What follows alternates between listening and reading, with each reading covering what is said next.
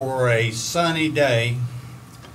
I'm glad it didn't rain again, but some people would be glad if it rained because we need it.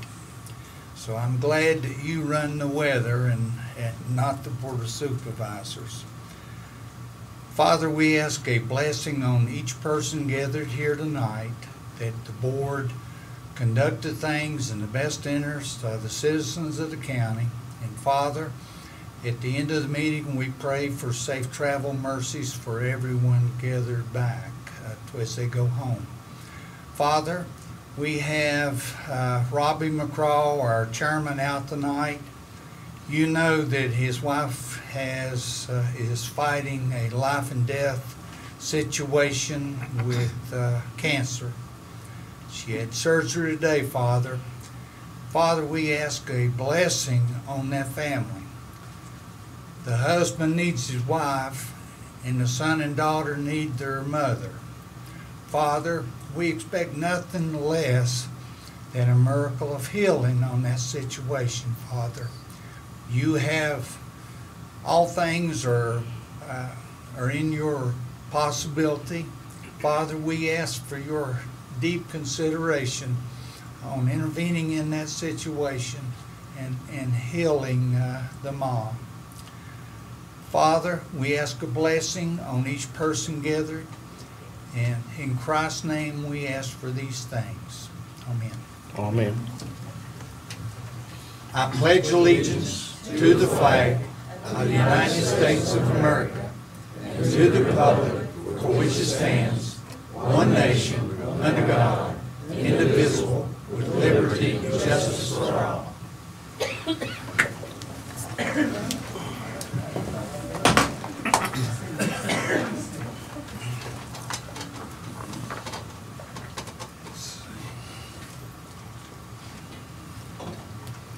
Still have folks coming in tonight.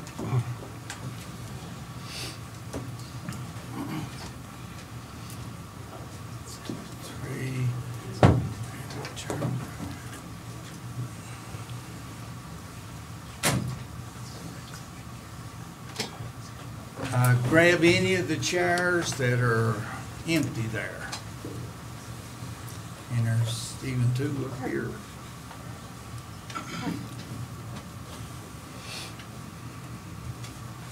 Would you like to handle the consent agenda before the parliamentarians perform, Mr. Chairman? Yes, I would. First off, I just make a few comments. There's a lot of folks here tonight, and a lot of people want to listen, especially us, of what's going to be what's spoken to us tonight. So please keep it down so everybody can hear. Everybody's comments are important. So let's keep that in mind when we have people speaking, okay? There are two or three chairs empty, and you're welcome to get any of those chairs. There's one, and there's one, over here's one. I'll push this one out. Yeah.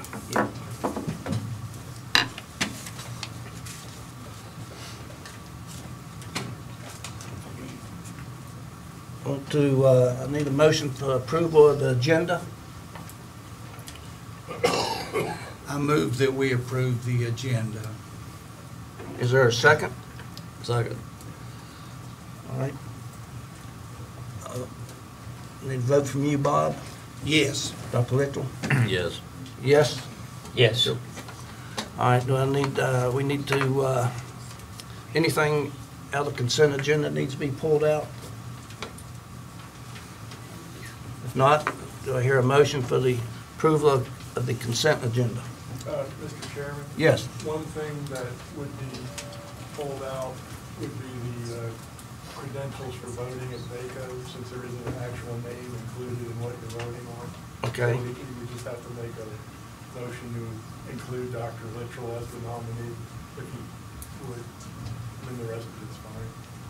Okay, do we have a motion to accept the consent agenda excluding And those two? I would change my motion to, Well, yeah, I mean, we also need an alternate, since he and I are the only ones going, I guess I should be the alternate. that Dr. Littrell Dr. Littrell would be cast our representative votes at the VACO conference. And you'll be the Yes, sir. alternate. So you're gonna make a motion on that specific voting credentials? Well, can we include it in? Well, I would recommend that we have a separate motion to pull that one item out of the consent agenda, and then you take that issue up after you've approved the consent agenda. All right, do I have a motion to approve the consent agenda excluding the credentials? I'll change my motion to be that. Do I have a second? I second it. All right, start with you. Yes. Yes, Dr. Little? Yes. And yes. All right. All right, now we'll address the credentials. Do I have a motion for the credentials? Mr. Chairman, I move that for the Virginia Association of Counties convention that Dr. Littrell be the Cast our representative votes. cast our representative votes with Steve Truitt, our alternate. I have a motion, do I have a second? I second. All right, Bob, start the vote with you. Yes. Dr. Little? Abstain. Yes. Yes. All right, motion carries. All right. Now, I guess we need to recognize Carroll County Middle School parliamentarians with the FFA, Future Farmers of America. We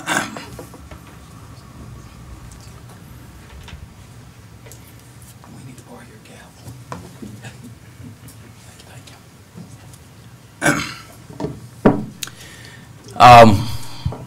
Number one, we'd like to appreciate y'all inviting us. Last year we started practicing this. This is last year's officer team for the middle school. And one of the things we do is the conduct of meetings contest, and that was last spring, and we placed second in the state. Well, they say there's no prize for second place, but when they called us a month ago and said the first place team has a couple of football players and they can't go to nationals or are choosing not to, would your team like to go to nationals? So when I went and asked these kids, and their first vote was unanimous, and it was yes, we want to go. And so anyway, next week we go to Indianapolis, Indiana, and compete at the national level on the conduct of meetings contest. So tonight we thought we'd give them a really kind of super practice here. And I'd like to thank you for your community service.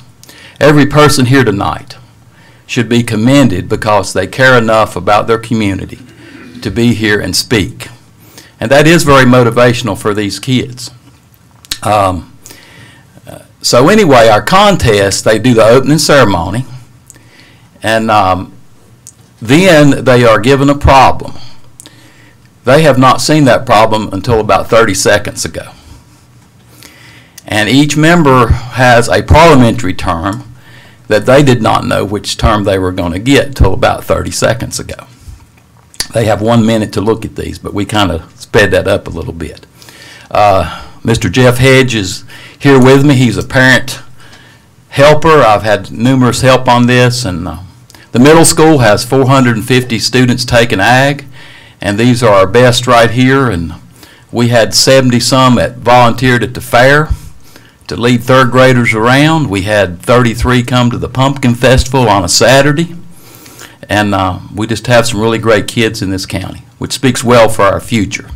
So Hannah, my president, who is the All-State president, by the way, will come up and lead you a demonstration. It'll be about 13 minutes because that's their time limit. And again, I hope you enjoy it.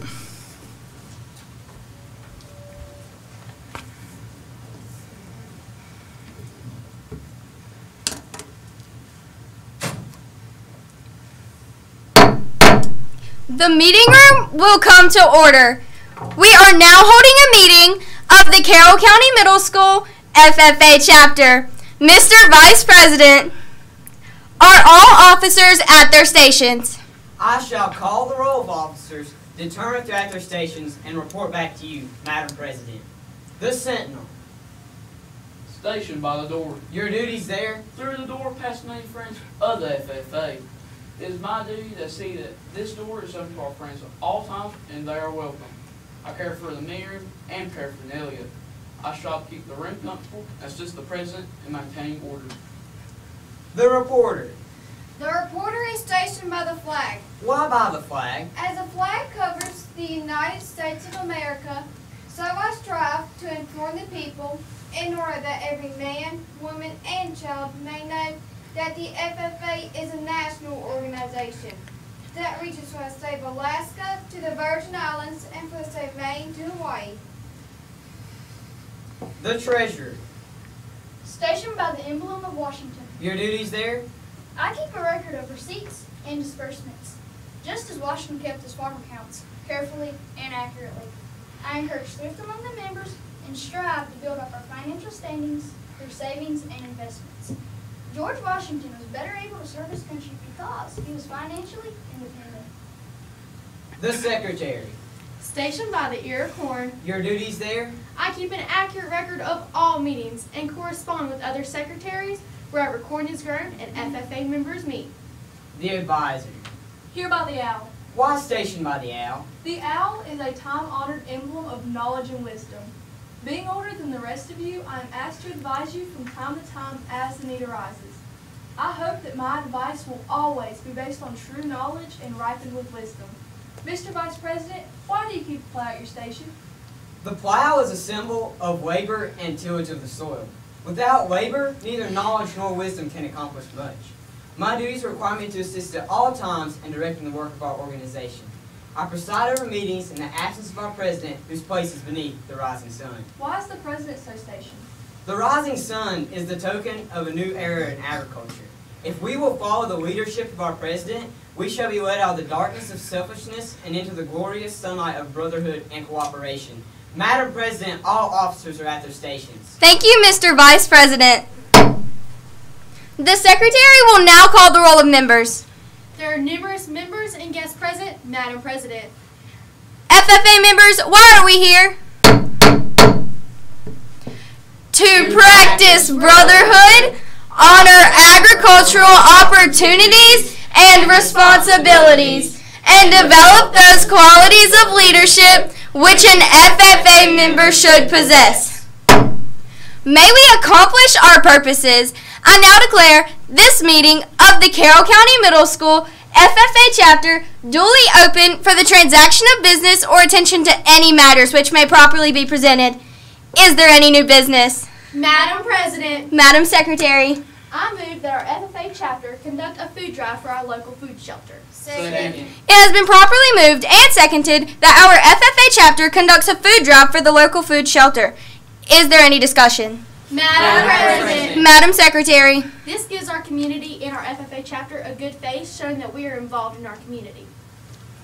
Madam President, Mr. Sentinel. part of being an FFA member is helping out with our community. Even into the creed, it says, living to serve. If we do not help our community first, we really need to look at other ways, but this will be the best way right now. Madam President, Mr. Vice President. Even though I'm in strong agreement with the food drive, we don't have the time right now. We have a citrus fundraiser that we have to plan for the fall, and that fruit comes in December. We have to get the orders in and get people to get these orders so that we can have it into the provider. Madam President, Mr. Treasurer. that this would be one of the better ideas we've had. That to show that FFA is out to help people, that it'll help our many fundraisers we have in the future by getting the FFA out there. Madam President, Madam Secretary. this is a good idea because this will show and help that our families in our community that are starving and could help. Madam President, Mr. Sentinel. I move to amend the main motion by adding the words, the first week in November. Second. It has been properly moved and seconded that we amend the main motion by adding the words the first week in November. Is there any discussion? Madam President, Mr. Sentinel. as it would be in the first week of November, we're starting to come to the holidays that come to the end of the year, like Thanksgiving and Christmas. Since both of them, you'll be families in need that have to have food, especially for Thanksgiving. Madam President, Mr. Treasurer. that this is coming up on one of the hardest times for the years for these types of people. The winter, it's cold, that this would be one of the great ideas. Madam President. Question of privilege. State your question. It is hot in here. May we remove our jackets? Since this is an official event and we will not be in here for long, we will not take off our jackets. Is there any further discussion on the amendment at hand that we conduct a food drive for the local food shelf on the first week of November? Madam President, Madam Advisor. I believe that doing it the first week of November, this would give us more time to focus on nationals right now, and it will allow us to help the community, but it will give us more time. Madam President. Madam Secretary. Doing this right at November gives us time to prepare for Thanksgiving and Christmas time coming up, and this would help us because families need food and a lot of food is going around this season. Is there any further discussion? Seeing none, we will now proceed to vote on the amendment at hand that we conduct a food drive for the local food shelf on the first week of November. All in favor, please say aye. Aye. All opposed, no. Amendment passes. Is there any further discussion on the main motion at hand that we conduct a food drive for the local food shelter on the first week of November? Madam President. Mr. Vice President. I move to postpone the main motion to our next monthly scheduled meeting. Second.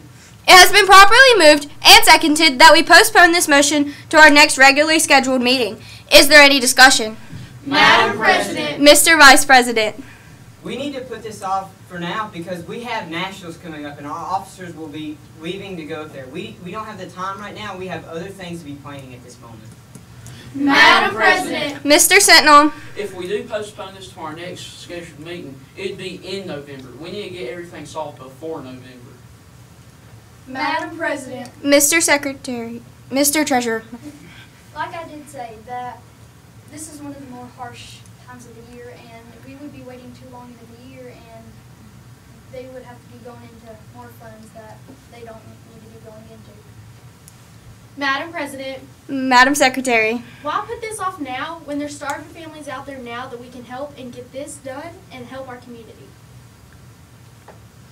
Is there any further discussion? Seeing none, we will now proceed to vote on postponing this motion to our next regularly scheduled meeting. All in favor, please say aye. Aye. All opposed, no. No. Postponement fails. Is there any further discussion on the main motion at hand that we conduct a food drive for the local food shelter in the first week of October? Seeing none, we will now proceed to vote on the main motion as amended. All in favor, please say aye. Aye. All opposed, no. No. Motion passes. Madam Secretary, do you have a record of any new or unfinished business which shall now be transacted? I have none, Madam President. Does any member know of any new or unfinished business which should properly come before this meeting? We are about to adjourn this meeting of the Carroll County Middle School FFA chapter. As we mingle with others, let us be diligent in labor, just in our dealings, courteous to everyone, and above all, honest and fair in the game of life. Fellow members and guests, please join me in a salute to our flag. I pledge allegiance to the flag of the United States of America and to the republic for which it stands, one nation, under God, indivisible, with liberty and justice for all. I now declare this meeting adjourned.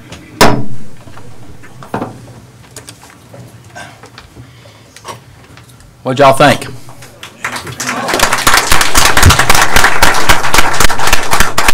And we have never practiced that problem before. That came off of a Minnesota State website, and we had not practiced that problem. We did make one parliamentary mistake, and I'll let the president figure what that is. She probably already knows. But overall, we're very proud of where we're at. One of the reasons we placed second in the state, probably, we've always said this, is we just talk a little funny down here.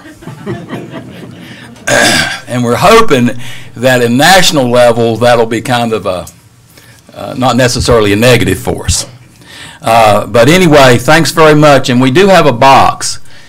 One of the things that comes along with this is a $5,000 bill. that we basically had to raise in a month. And we're very, very far along on getting that accomplished. But we go next week. And I really would like for these kids not to have to use any of their own personal money because we have worked hours upon hours to accomplish this. And Excuse me, Mr. Carpenter. Yes, sir. How short are you? right now we're probably a lot of funds. Moyer Beamer's been working with us, and we have some pledges, and we're probably $1,000 short at this point. We raised $700 selling beef sticks at school. We raised $800 at the Pumpkin Festival selling cider and blacksmith hooks at Tucker Blacksmith Forest and leather works that Becky makes.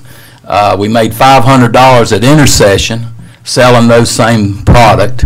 And we have some corporate donations that are pending.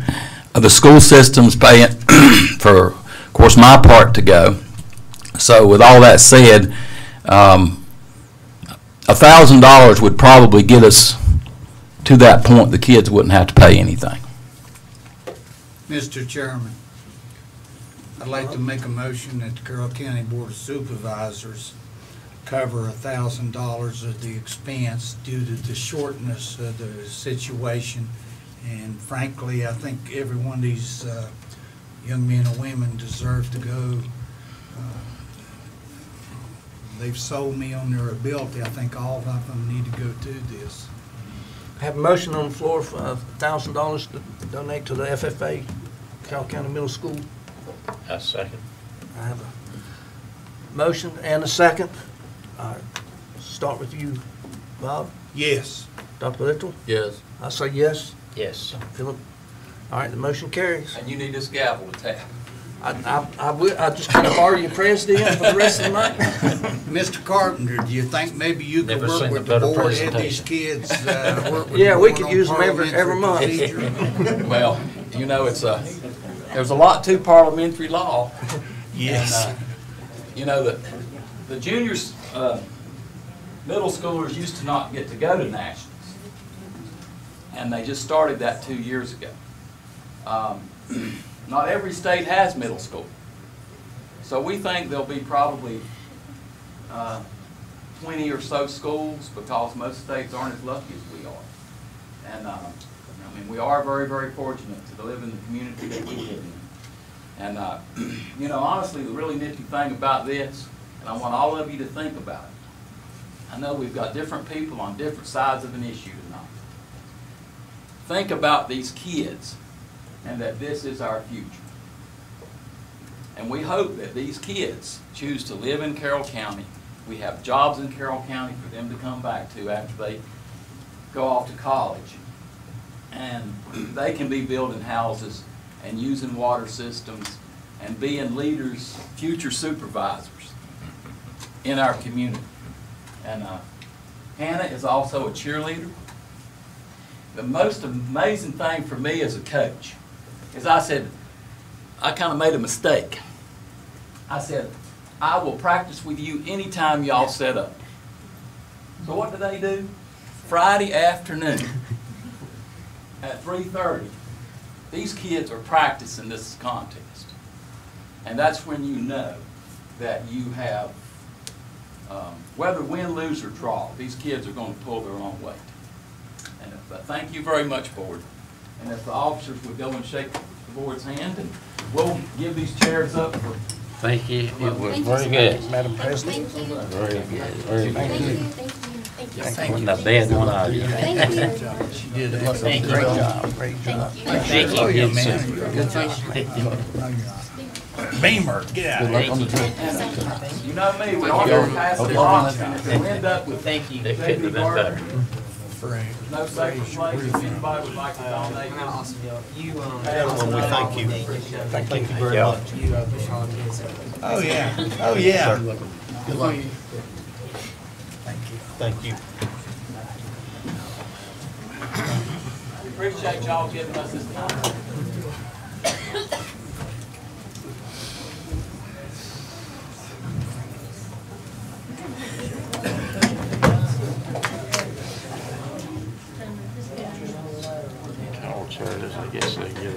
Well, they'll be out of the way. Yep.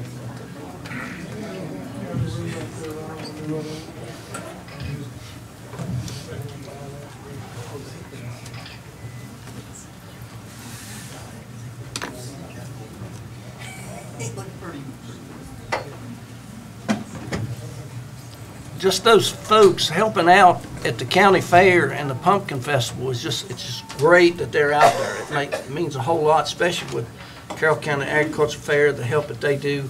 It's great. And there's not a better jacket that a person can wear than the FFA jacket. That's all I got to say about that. All right, what we're going to do about citizens' time, if you want to speak on the non-user fee, that will be in the public hearing. So if you have something else to address the board other than the PSA thing, the public time would be the most opportune time to do that. So she's gonna get there. Everybody that wants to speak on the PSA will be able to speak after the public hearing or during the public hearing, okay? You'll have 3 minutes, and if you want to donate your time to someone, you can do that.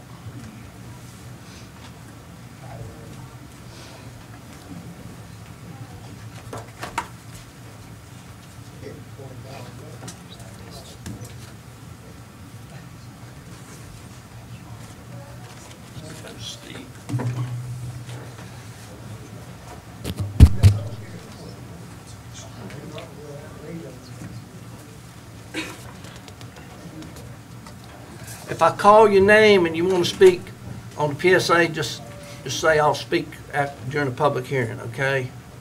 And then if you're not going to speak on the PSA, then you can come up and speak. Am I making myself clear? All right. We will have a public hearing. If you're going to speak on the non-user fee, speak during that public hearing, which will give you time to speak. At this point in time, we're going to do the just citizens' time, external of the non-user fee. Does that make sense? External to the public hearing. External to the public hearing, yes. And if I call your name, you come on up and speak. You'll have 3 minutes. Is this Paris? I can't read the first name. P-A-R-R-I-S.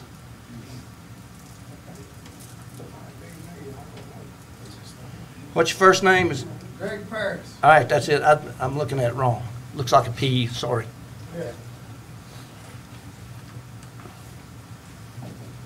Yeah, I want to repeal that non-user fee there. I don't think there's anybody ought to have to pay for water that they ain't getting. Hold on 1 second. I think you misunderstood me. That's for during the public hearing, okay? All right, I must have. Yeah, it might have been me, but you will have opportunities. I don't hear very well in the back. I don't either. So anyway, if you'll just hold off, and we'll get you to speak during the public hearing. I'll ask for those names, okay?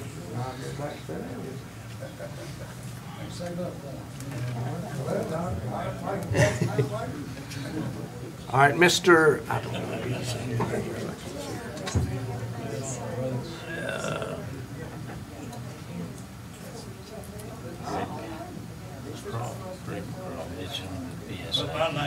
All right, and then they got, I can't read these. Somebody lives on Dusty Trail. I can't read your name. I'd say about all in PSA. Is anyone here wants to speak external of the PSA or the non-user fee? Non-user fee. Okay. Okay, that's what I figured. All right. All right, we'll move on to the public hearing. I'm open the public hearing at 6:31. All right. So, Mr. Mr. Truitt. Chairman, we were to lay a foundation to hear all the comments from the public on the public hearing. We wanted to do two things prior to having them all speak. Number one is we have Robert Hilt here from the USDA, and he was going to discuss exactly what options are and are not available to us to make adjustments to this situation. And number two, I was just going to present the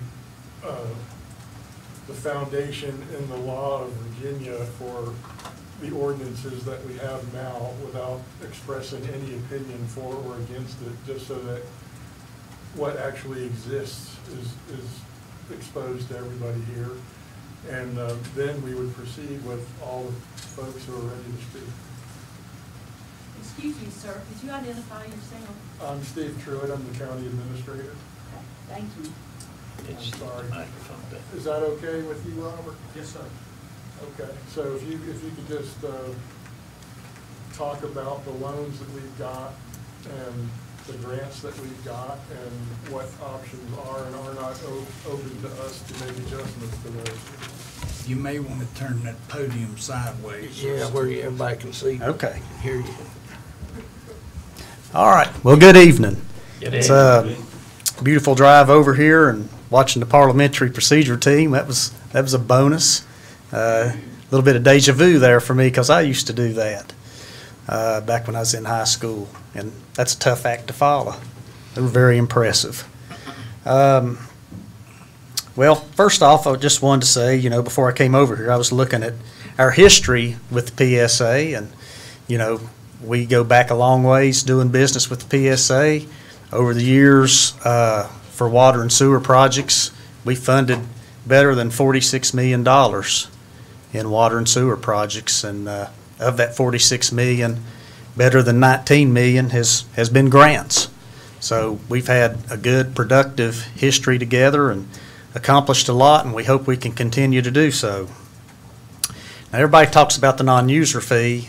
Of course, you know, in Virginia code, I think that really how that's referred to is mandatory connection ordinance, and that is a tool that a PSA and county can use to help make a water system pay for itself.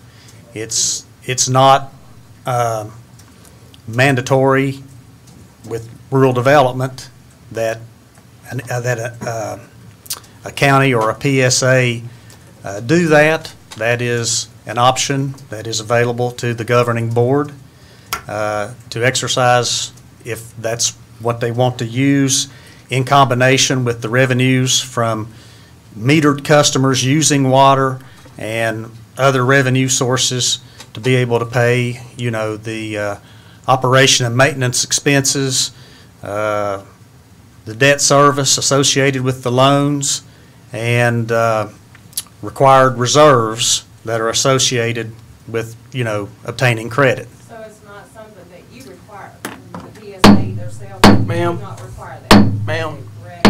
Ma'am, Yes. we have cards. If you have a question, Okay. pass. We can give that lady a card, and you can pass that forward. Okay, you maybe should have told us that in the beginning. Yeah, I'm sorry, that was my mistake, but. all right, Well, go ahead. that's okay, and to answer your question, no, we don't require that. That is an option, that decision that's made by the governing board. So anyway, you know, on a water system and a sewer system, like I say, there's more than one way to make an operating budget work. Our loans are secured by what's called revenue bonds, which means the PSA pledges water revenues and sewer revenues to be able to pay for those loans.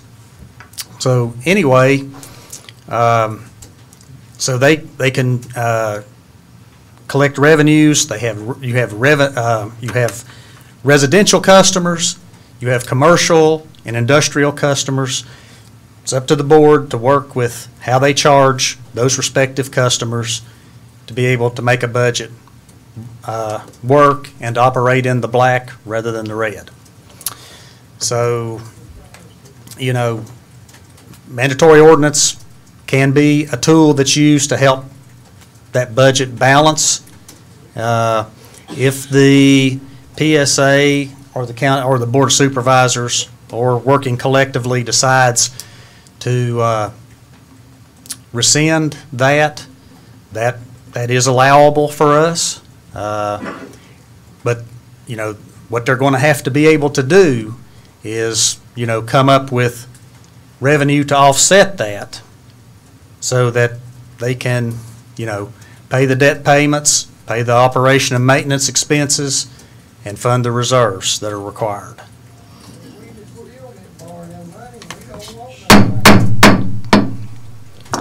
Well, that was a decision that was made by the county and the PSA to try to extend service. I'm sure there were people that needed service. Maybe some didn't. That is a decision by the governing board. The alternatives to paying if they repeal, I guess, the mandatory ordinance and the collection of non-user fees would be to pass the expenses, pass the cost on to the people who are using water.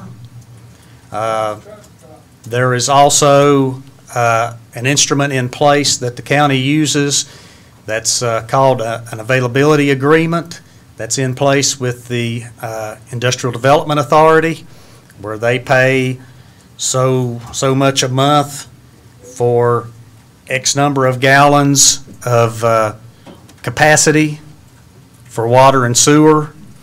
That could be adjusted, or a combination of the two could be done. Or, they could choose to leave what's in place in place. That's a board decision. If that is, I know that one concern was that how does that affect grant eligibility? If that was to be repealed, does not affect your grant eligibility. The main things that we want to see on as far as grant eligibility is, that all customers in the same category of users are treated uniformly and consistently, and we want the PSA to conform to the reporting requirements. Each year they give us an audit report, and the main reason we get that audit report is we want to know that they're operating in a manner that is self-sustaining and that they are, meeting the necessary expenses for it to be solvent. So it's really up to the board, to determine how they wish to do that. That's about the only way I know to say it. I'm trying to speak in, plain English here, straight talk. If there's any questions, Steve? Not a question, but the one comment that I would want to make is regardless of how they decide to do it, it has to be balanced somehow. Yes. Yes. So when you say that it's not mandatory to have this particular ordinance or that particular ordinance, that's true, but it's necessary to have a plan to get there so that your organization can give the loans to the county. Yes, we're having a hard time hearing you speak. Yeah, there you go. Is this better?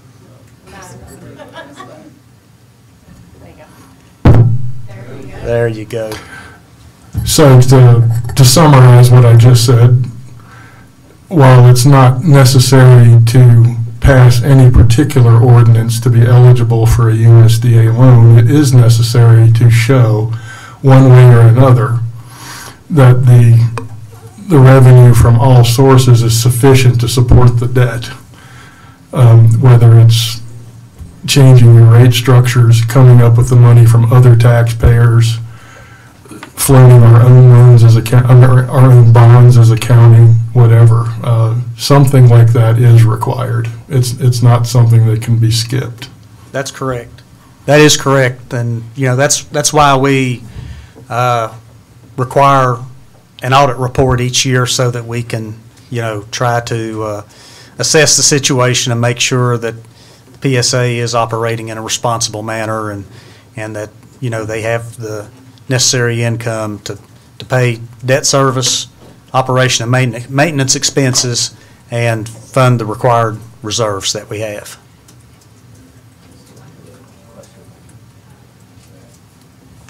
Just put your question on the cards if you would, pass the cards out. We have more cards.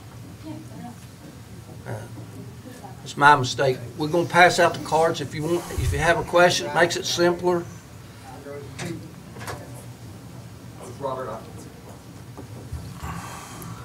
Robert, I'm Steve Durbin, County Attorney. We've met a few times and Yes, sir. spoken on the phone before, and wanted to clarify something if I could. The letter of conditions that Rural Development provides to the PSA as it's going through the process of qualifying for the bonds. The letter of conditions includes the mandatory connection ordinance, and that is something that is reviewed and approved by Rural Development. The letter of conditions is then incorporated into the bond resolution where the borrowing is actually approved. So the letter of conditions was actually incorporated into the motion when the financing was approved by this body. So how would Rural Development propose moving from one situation where you're relying on mandatory connection to another if it's incorporated into the bond?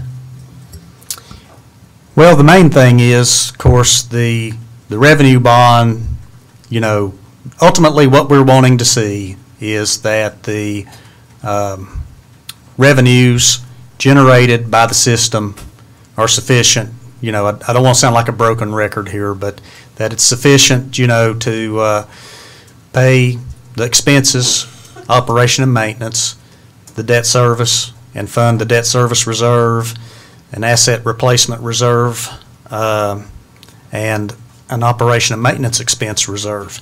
If the county is able to do that without the mandatory ordinance, then, or the PSA, then that is allowable. And is that in the regulation somewhere, or is that something that we would do as an amendment to the bond agreement or bond documents? Or well, I don't think that we're necessarily worried about that. I've talked to the folks in Richmond as well with our agency, and as long as we feel that, as long as the PSA and the county feel they have the revenues coming in to be able to do that, then we would be okay if it's repealed. I think a simple vote would do that. So I hear what you're saying, and I think it's a fair response. You're worried about the practicalities of making sure that the money's going to be there to pay the bond, but you can see the concern that I have from a technical, legal perspective that mandatory connection was incorporated into the bond. Is that something that Rural Development in Richmond could address? Well, I don't know if they would address it. It's sort of been addressed. There was an inquiry from an individual in Carroll County, and the state office staff responded with thanking the person for their inquiry. I'll just sort of go from this email a little, and says, when the financing for the Carroll County PSA's long-range water project was approved by Rural Development in 2009, it was our understanding a mandatory ordinance had been passed. The letter of conditions issued by Rural Development to the PSA for the long-range project included this statement. Rural Development understands that the PSA has adopted and enforces a mandatory connection ordinance. A copy of this ordinance must be provided for Rural Development review. Prior to advertisement for construction bids, you must provide certification attesting to the number of users. In addition, you must provide a legal opinion from your attorney which states that the PSA has the legal ability to enforce this ordinance. The opinion must outline specific references to the Code of Virginia regarding this ability. Otherwise, this letter of conditions will be modified to require user agreements from the new users. So, and then they elaborated in, that was direct statement from the letter of conditions. But in the email that was provided to an individual that inquired, our response from Richmond was, Virginia Code does allow an entity to charge non-user fees if a mandatory connection ordinance is in place. However, rural development neither requires the passing of a mandatory connection ordinance nor the collection of non-user fees. These decisions are made solely by the applicant. If an applicant has passed a mandatory connection ordinance and is collecting non-user fees, rural development will consider the non-user fees as a source of income when it underwrites a project. In addition, we will waive the requirement that an applicant obtain user agreements from new connections. In the case of the long-range water project, which was, I think, the first one that this affected, the PSA submitted evidence that the mandatory connection ordinance had been adopted. As a result, rural development included non-user fees in our financial equations when determining the PSA's ability to repay the rural development loan. To summarize, the non-user fees were not required by rural development. However, the non-user fees were used to calculate the PSA's ability to repay the water loan. To discontinue the non-user fees would be the decision of the PSA. However, if the fees are discontinued, some other source of revenue would need to be realized, whether it be from new connections or the raising of rates to the actual users of the system. Such a decision would need to be made by the PSA.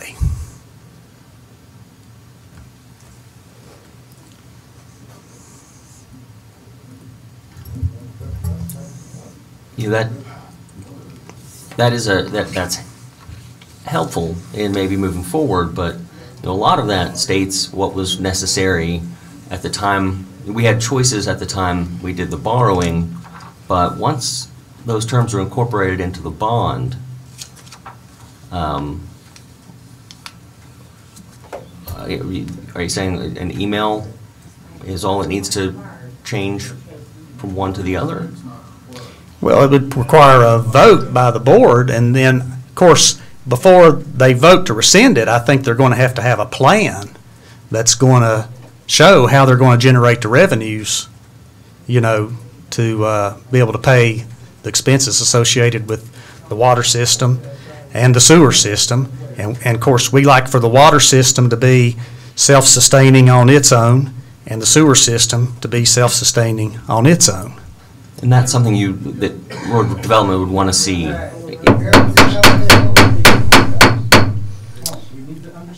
Well, we're going to trust that the PSA does what it takes to be able to pay their expenses, and then we're going to verify it when we look at the audit reports. Yeah.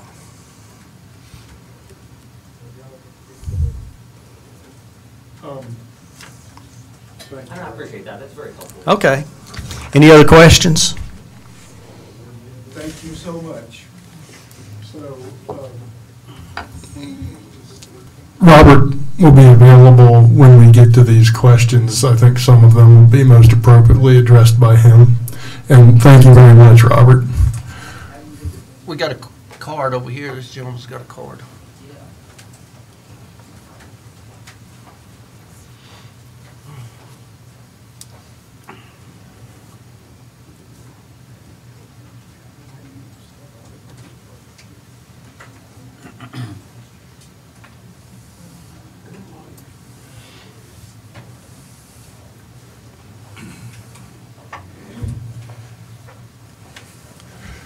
Mr. Chairman, I'm going to speak very briefly. This is not an expression of an opinion as to what ought to be done. This is just very quickly laying out what laws exist at the state level, what ordinances that we have now, and how they fit together, and how they work. And that may prompt some more discussion. This is not a solution. It's just a little bit of background information, and then we'll get to you all saying the things that you're here to say.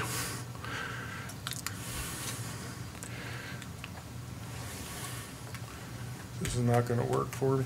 Would you hit next on that for me, Alan? Just hit enter. Thank you. What the hell's wrong with this thing? So, Virginia code very clearly says that water systems are allowed to require connections to systems that pass by a home or a business. And it's been ruled constitutional by the Virginia Supreme Court. And it's never gotten to the U.S. Supreme Court, but it's been upheld literally hundreds of times. I'll let you address the legalities of it, but basically, if you want to require these connections, you can. Could you hit the next one there, please, Alan?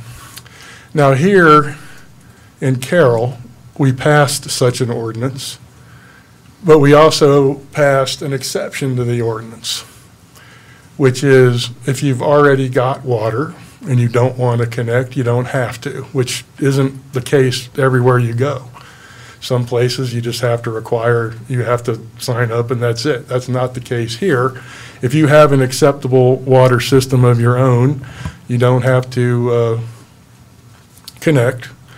But our ordinance does say that you may be required to pay a connection fee, a front footage fee, a monthly non-user service charge. That's also from the Virginia Code. This is what our ordinances are based on. Pardon me, sir? Well, it may not be right, but that is the Virginia Code. And I'm laying a baseline here for how it actually works, and then you'll get to say what you think about it. You may not like it. A lot of people don't. So this is, could you go to the next one, please? So the Carroll Board of Supervisors, based on those two Virginia laws, passed a law giving the PSA the authority to require connections. That doesn't mean that they must. That doesn't mean anything other than that they can. And that is what our law says as it's written now here in Carroll County. And again, we took advantage of the exception to the Virginia law to require the monthly non-user service charge for the new systems that came on board that were financed by the USDA loans. And this is our current law as it was passed. It's the one that you're interested in talking about getting repealed. But again, all this does is it says it may be required. It's an authorization. It's not making it mandatory in the sense that the PSA shall do it. So what we have, is a situation where we have laws that are based on state laws that have been upheld literally hundreds of times throughout the country, where over and over again it's ruled that local governments and local water systems have the right to do this if they want to.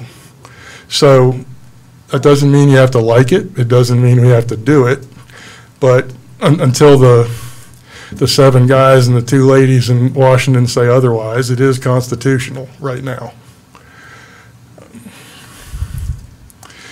So this is just case law. There's literally hundreds of these cases. Just keep going, Nikki. So whatever we decide to do, we need to address both the physical health with respect to the debt that we owe that we can't just dismiss. It's already been taken on board and we have to pay it back. And we only have so many ways that we can do that. And although we have many people that are fortunate enough to have good wells, and I'm happy for you, and you don't want to connect and you don't want to use the water, there are many, many others who don't, and our situation could change any time.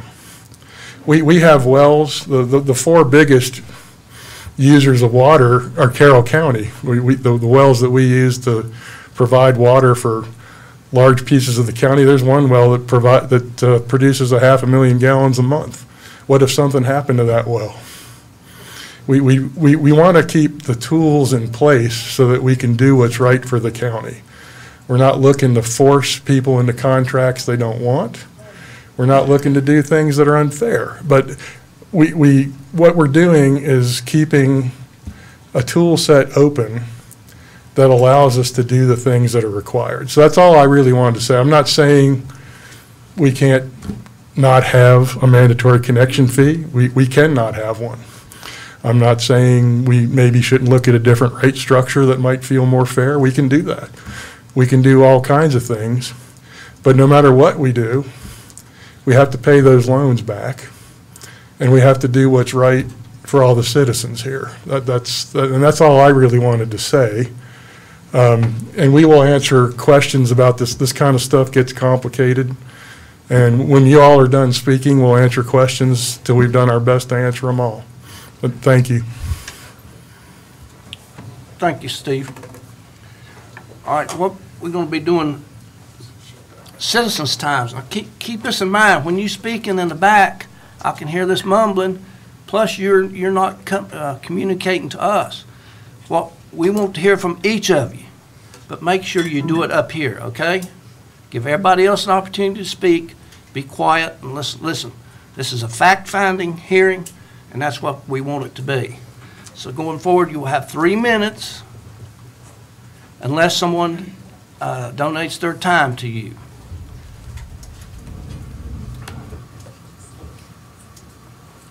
All right, do you have the list over there, the folks? You can keep time. The first person is Greg Ferris.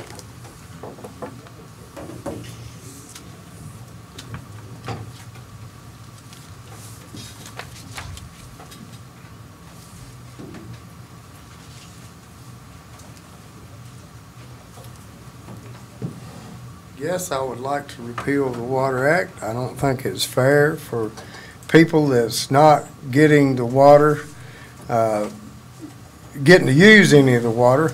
Most of the folks that are being charged for it already has wells and septic tanks, and they're keeping them up themselves.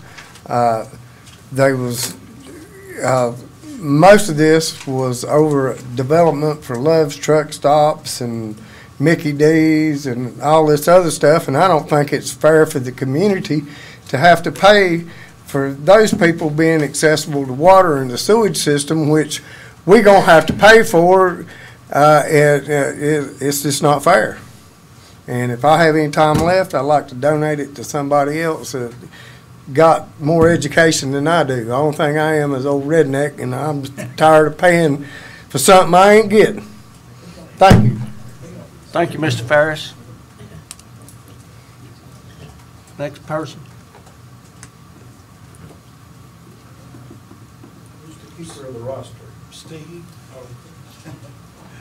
Got to actually do something tonight, I'm sorry. The next person, I think, is Greg McCraw. Is that right? Yeah. 225 long, 725 long lead.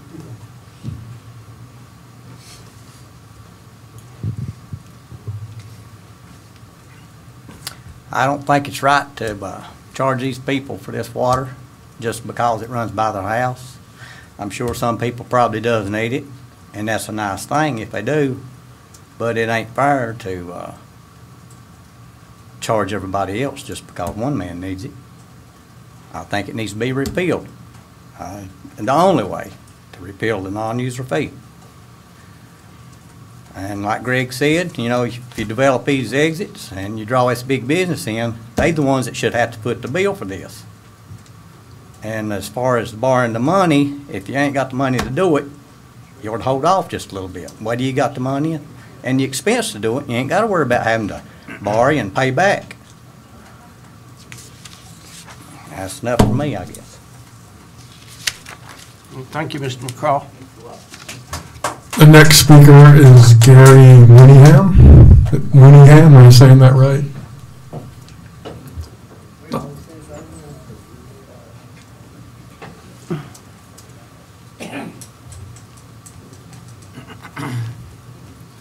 Well, I'm basically going to repeat the same thing that they say. It's just not fair. And I know in one case that somebody has sold the land. They're still getting a bill for it, but their meter was sold. It went with the property. But the woman that's still owning part of it, she's still paying a bill. and that's not fair. I know one or two people that has inherited another bill. One of them is here today. He was telling me that his mom and dad passed away. Now he's getting the water bill, and he's done got one of his own. And nobody's living in the house. Why should they get a bill? That just don't make sense. See, that's got another case where it just needs to be repealed. If you're not using it, why can't you disconnect from it? I mean, they do it in other places. I got rental properties in Mount Airy, and I call them, tell them to cut the water off, they cut it off. You don't get a bill? No. So that's all I got to say. I mean, it's just not fair. Thank you, Gary. Larry McCraw.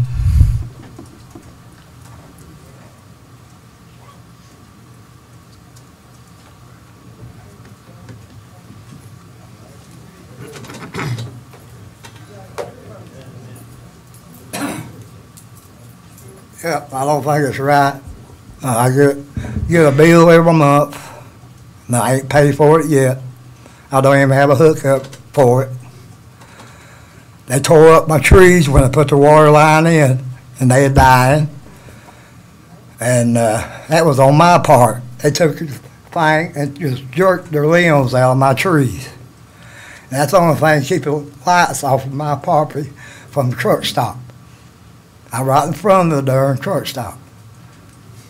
And they tore my mailbox down twice. Hell, half a dozen times. Because they turn around there. I just appealed it. I don't think it's right. Thank you, Larry. Yeah. Bill Green.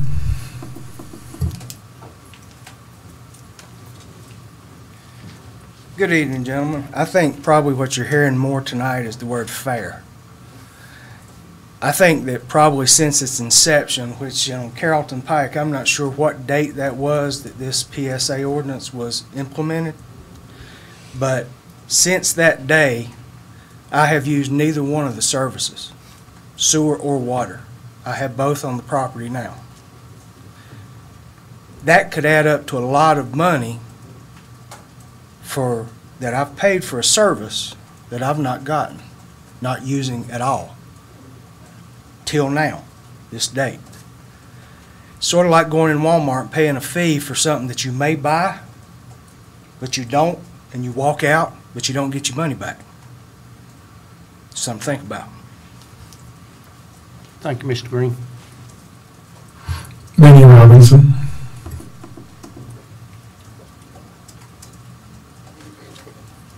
I'm going to turn just a little bit if you don't mind.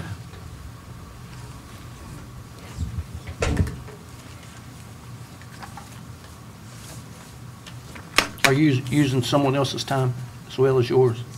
No, I was going to, well, thank you. No, I need someone to yield a couple of minutes. I don't think I'll be long, but I need someone to yield a couple of minutes. If I may say something first before you.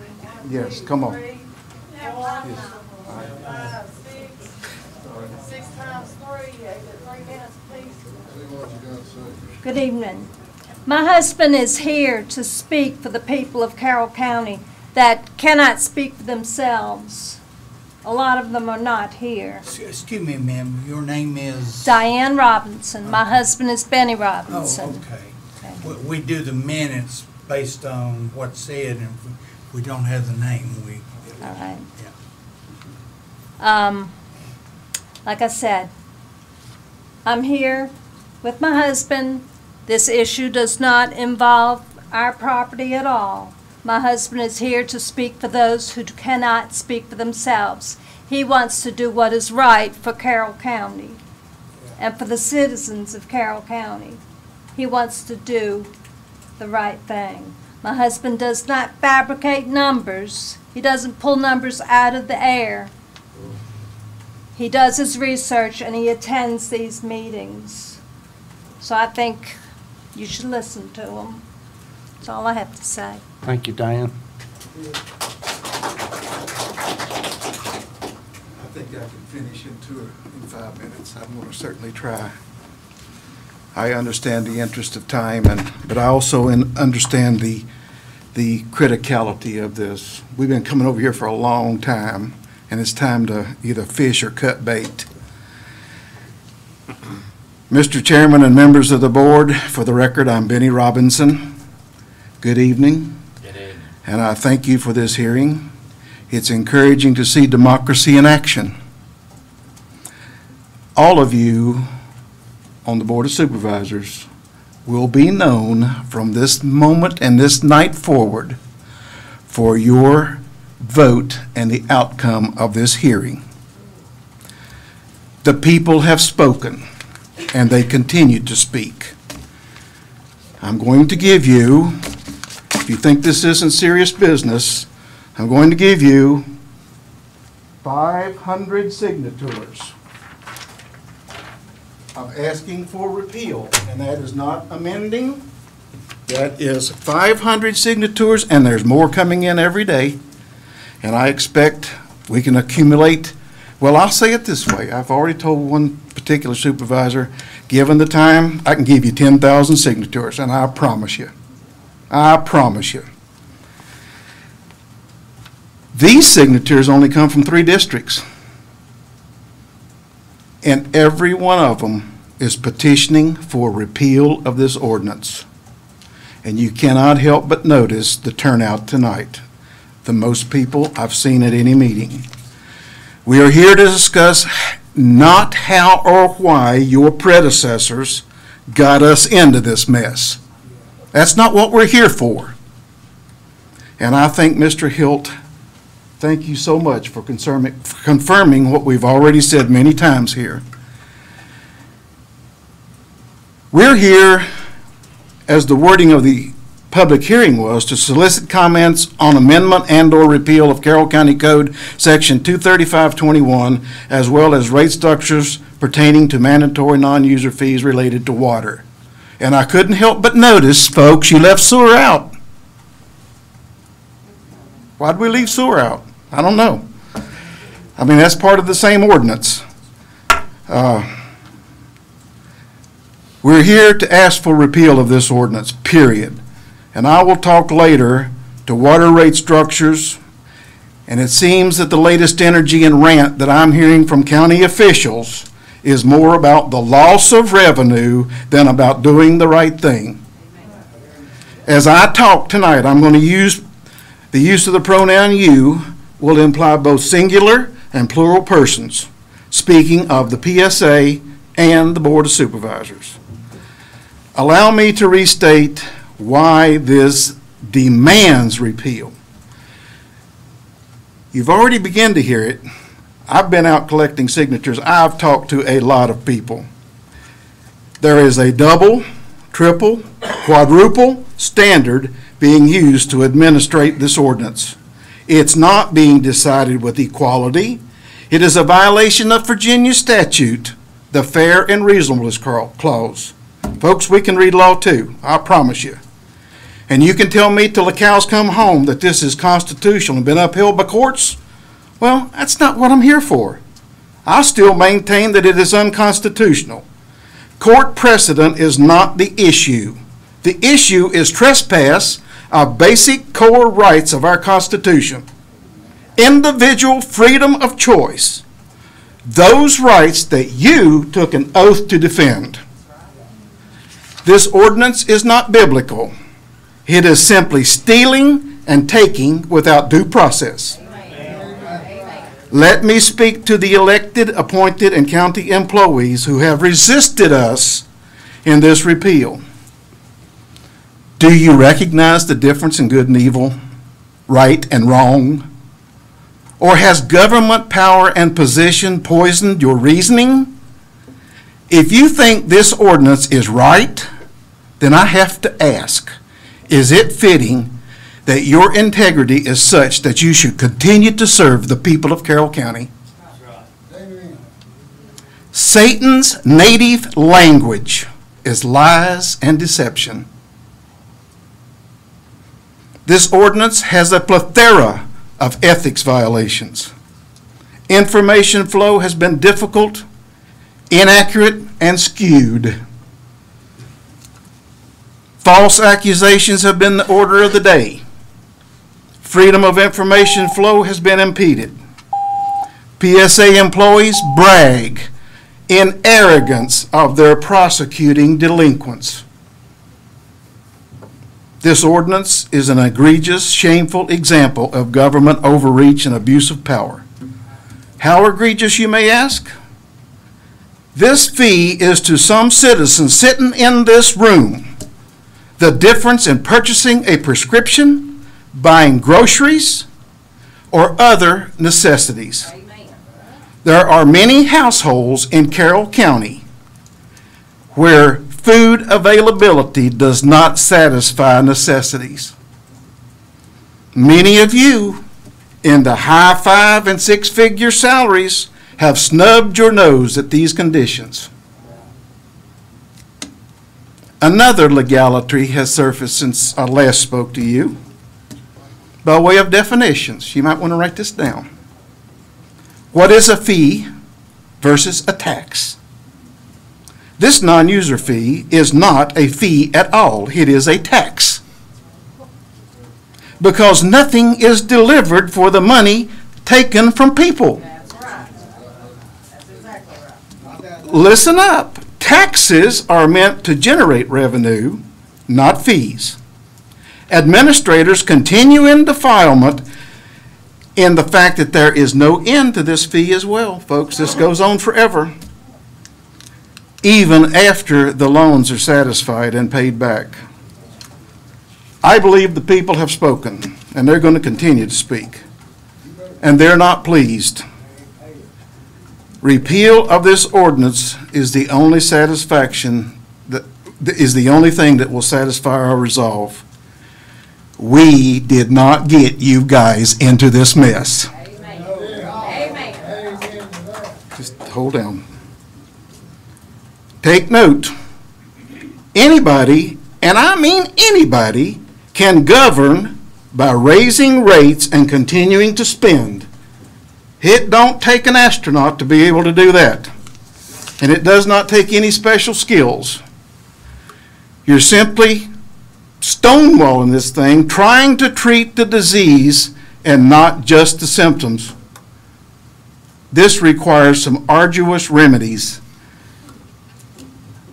These remedies come through cost cutting and spending freezes. There's how you get there. You don't have to spin this thing around anymore. Make no mistake, the present rate structures have been subsidized. Let me read this again. Make no mistake, present rate structures have been subsidized off the backs of these non-users. Now you can't figure out how to do without this money. Likewise, present rate structures are underwritten by county taxpayers, given the $1 million capital infusion, keeping the PSA financially above water. That yearly $1 million subsidy must be phased out. Water users in this county should thank these non-users for the monies that they have paid to ease their water rates. Whatever remedy you choose, you do not go alone. The ultimate impact will lay on the backs of our citizens and taxpayers. Simplistic language, you don't have to pay. We do. During World War II, a frustrated Winston Churchill often demanded of Parliament, who is in charge of this clamoring train? I'm asking you, who is in charge of this PSA clamoring train? We are watching. I urge you, vote tonight, repeal this injustice. Thank you. Thank you, Benny. Member Edwards.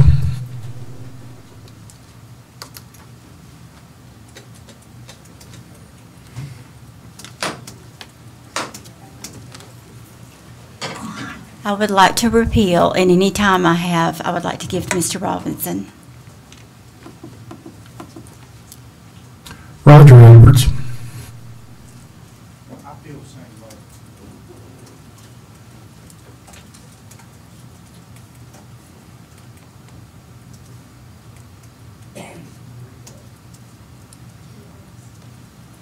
Jimmy Bass.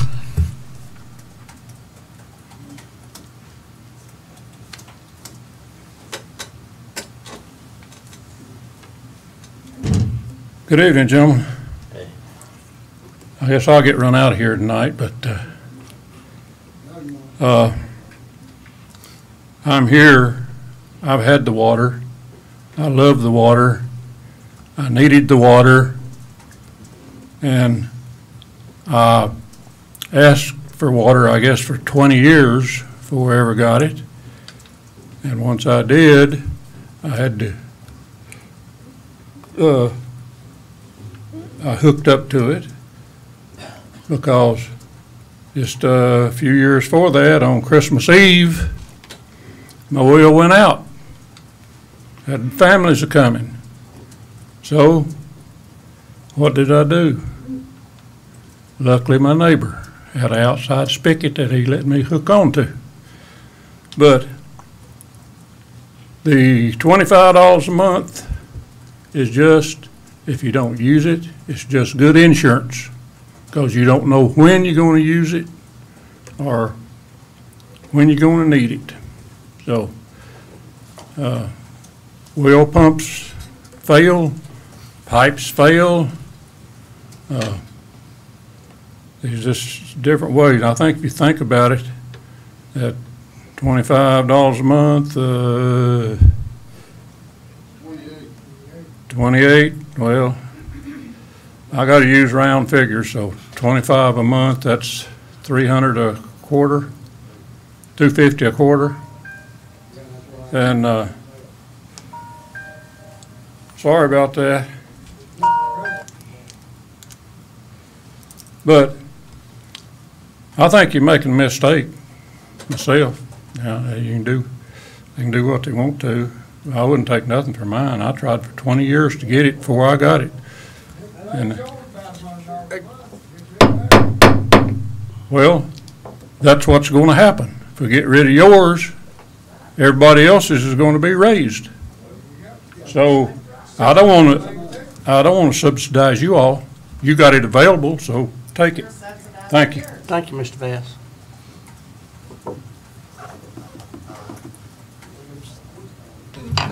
Well, Mr. Rat.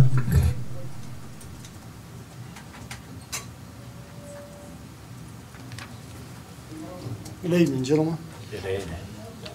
When all this come about, people in the community was needing water. I agree with that man. They was needing water at one time. Funny thing is, it never happened until y'all got Love's Truck Stop. That's good and all. Progress, you can't stop it.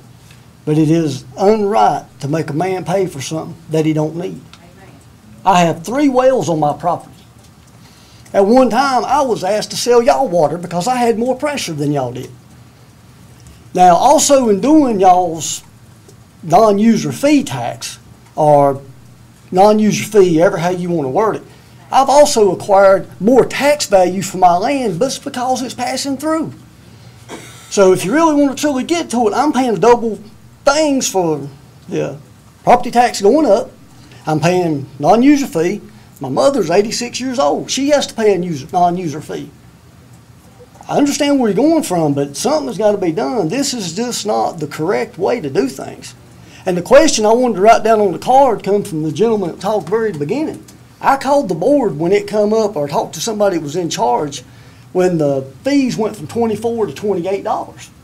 The 2 answers I got is if y'all didn't raise the rates, you wouldn't have got the grant. That comes straight from the office for the last grant that y'all received. Now, whether that's true or not, I can't prove it. I can only tell you what I was told. It's just the other biggest concern that you have where I live across from Love's Truck Stop. Everything is great until the old septic system up across the road starts smelling. Then you can't sit on your porch and enjoy nothing. Like I said, progress is one thing, but y'all let a septic system go on land that wouldn't even perk because you called it a treatment center. I still have yet to figure out how you can build something on something that wouldn't perk. Nobody else in the community can build a house, do anything if their land wouldn't perk because y'all wouldn't approve it, correct? But yet the septic system got approved on land that was considered swamp land right beside a creek. Nobody has answered on how that got approved either. I've lived there. I'm not as old as my mom. My mom was there before 77 come through. The community strived, and everybody made it just fine before this water come through. A lot of the reasons you don't hear nothing about the septic system or anybody fussing about that is because it's not been mandatory that we pay or take it yet. And actually, I talked to a guy that was wanting to open a business down there at one time and not knowing his name, or y'all not saying his name, y'all know him. He said he had to pay for his own septic system hookup. Well, if that was true, why do we have to pay a water bill that we don't use? Y'all are making triple profit on me. You got a raise for your water. I don't use the first drop of water.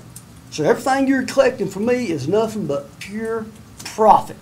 Where's that money going? Because I ain't getting no use out of it. My mother is the same way. We don't use the first drop of that water. Appreciate your time. Thank you, Mr. Surratt. William Payne.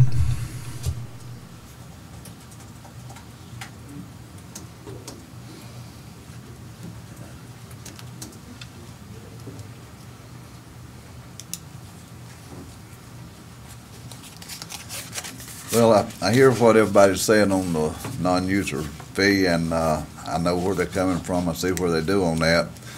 And I do have water myself. I have 3 meters. I have my home. I have a couple of rental properties, and I have a car wash. And I know repealing this, if it is some other system, something's got to be done different. But I certainly don't want to see water rates go up, because that car wash, I'm using a lot of water there, and it's already a pretty big bill every month anyway.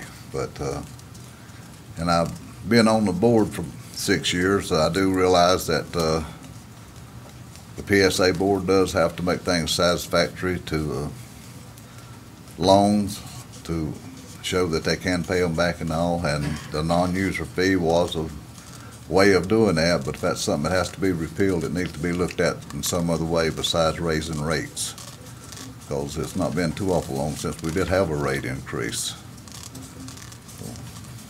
So that's my biggest thing, is concerned about the rates being raised on the water. Thank you, Mr. Payne. Judy Jones.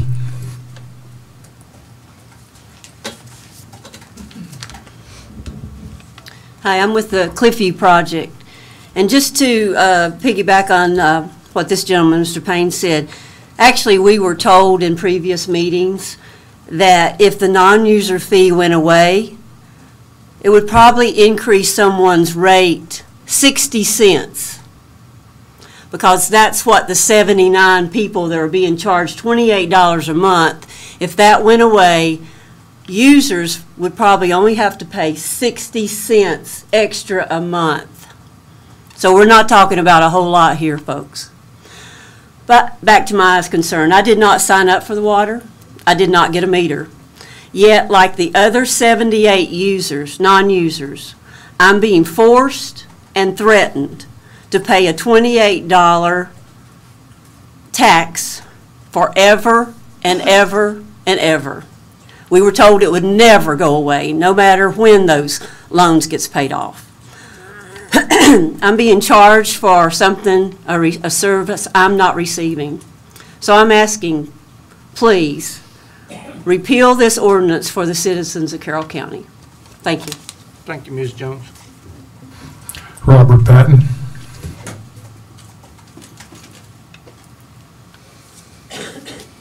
Howdy. I live at 3066 Freeze Road, and I have another address, 3090 Freeze Road, and I'm paying $672 a year non-user fees. And that's, you know, a pretty big hit for a lot of people. I know it's a bigger hit for some people in this room that on a fixed income of probably less than $500. And I just don't think it's right that people should be having to pay for something they're not getting. And just because it's legal, that doesn't mean it's right. There's a lot of moral and ethical issues that goes along with this right here. And I just think we need to repeal this thing. Thank you, Robert. Brian Phelps.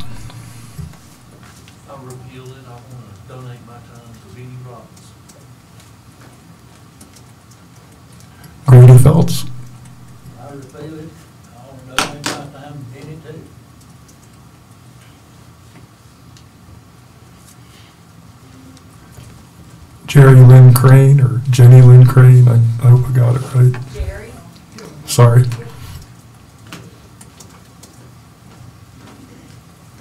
Good evening. And I'm also asking for a repeal, but I also want to address Mr. Bass, which left the room. I understand it's a good thing for those people that need that. And if I needed it, I don't mind paying for it. I pay Mr. Jennings for my water, and it's up to date until April next year. It's not like I don't pay my bills, but I'm not paying for this water that I'm not using. My personal property tax increased $2,000 more a year. So I am also paying for your water, even though I'm not paying for the non-user fee. But I'm asking you for a repeal. This is not fair, not at all. I feel discriminated against. Someone that lives 200 feet off of that road still lives on that road. They shouldn't be treated any different than me. If I got to pay a non-user fee, that person 200 feet off the road is still in that line. They still should have to pay it, but none of us should have to pay anything we're not getting. It's stealing. It's stealing money out of my pocket. And I'm asking for a repeal. And I am a voter. I want to remind every one of you that. Thank you. Thank you, Ms. Crane. Lindsay Vernon.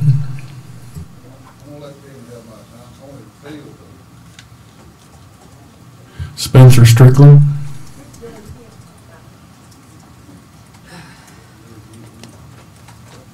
How y'all doing tonight? I too would like to see it, repealed as it stands. It was sort of amusing to me. I live in Lambsburg, there near the Love's truck stop and everything. And you guys brought a water system to my area, and we don't even have broadband internet. And, I would think that probably most of these folks in here could have used broadband high-speed internet a little worse than they could have used a water system when they all probably had wells that worked just fine that they've been paying for to fix and keep up over the years. So that's just my 2 cents. I appreciate it. Thank you, Mr. Strickland.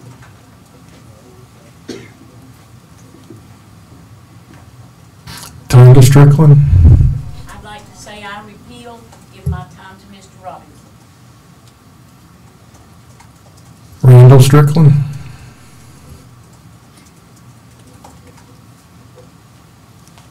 How y'all doing? I'm glad that people has got water that needed it, but it's sort of like the Appalachian Power Line. It runs by my house. If I don't want to hook up to it, I don't have to. And I say repeal. Thank y'all. Thank you, Mr. Strickland. Robert Reed.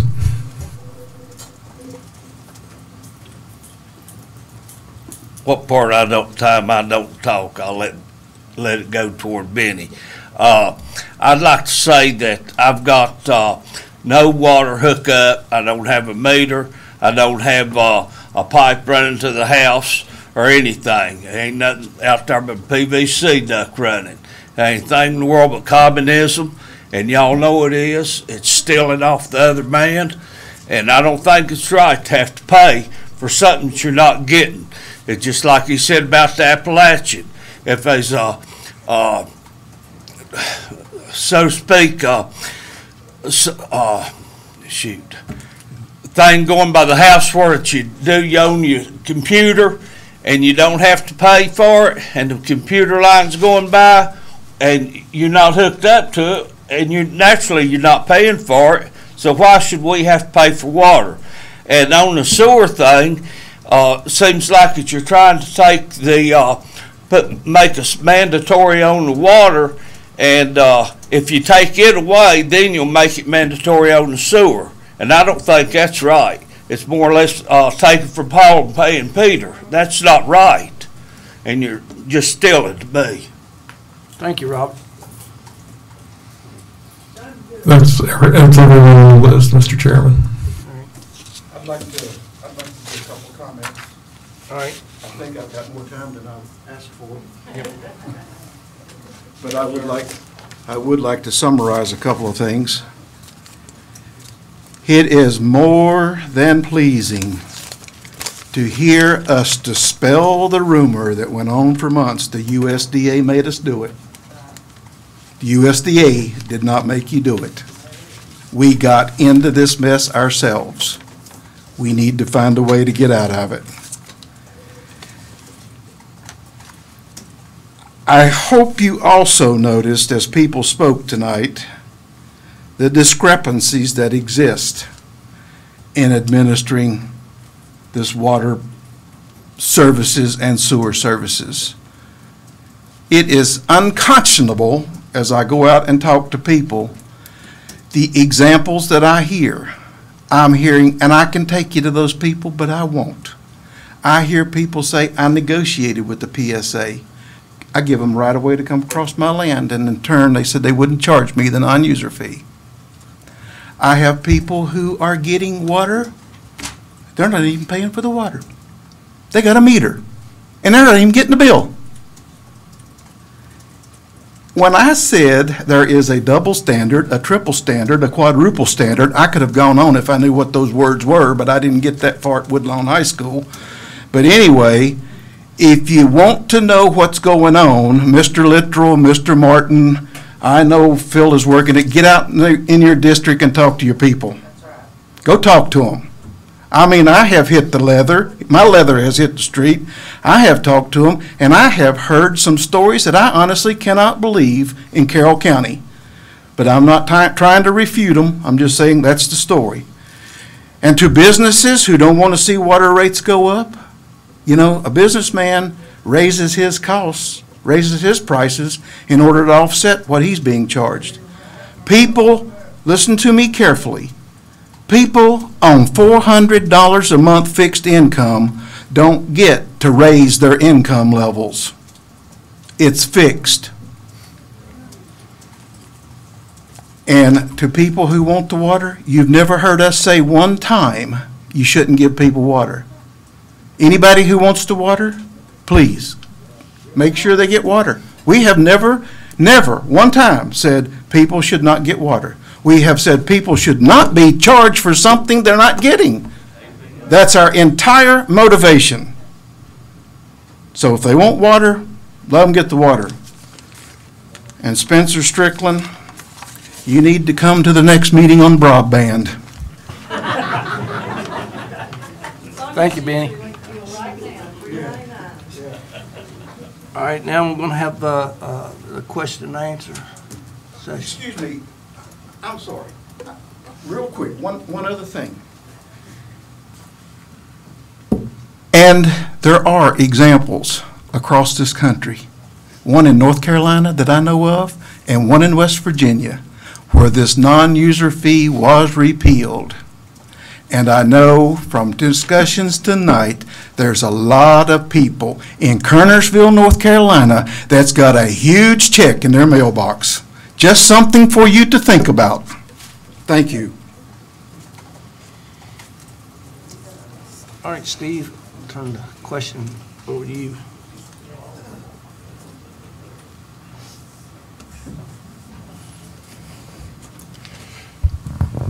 The first question is, if things stayed as is, what is the time frame that the water system would be paid for? Also, what would the fees be after it was paid off? Jessica, do you know exactly how many years are left on those loans? 36, 35? In the mid 30-year range. Me too. As far as what would the fees be after, excuse me, sir, just one at a time, please. What would the fees be after it was paid off? It's hard to say. I'm not even sure what they're going to be next year. Excuse me? Okay.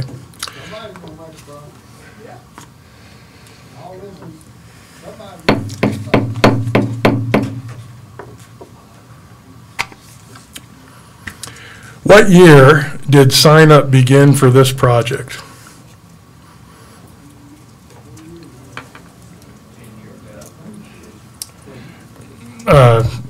Robert, can could you take a stab at that for us, please? I'm thinking it was maybe 2012-ish. It's 208. Well, long-range water, I think that funds were obligated for it in 2009. Okay. What was the set fee for water? I don't know. Do you recall, Jessica? At that time, it was 24. 24. What was the maximum amount a non-user had to pay? 24? It's always 0 to 2,000. Yeah. What fees are incurred once a non-user decides to use or become a user? If they do not have a meter, then they would pay for the meter connection. Which is how much? $1,250. $1,250. But we would have a choice of it. Yes.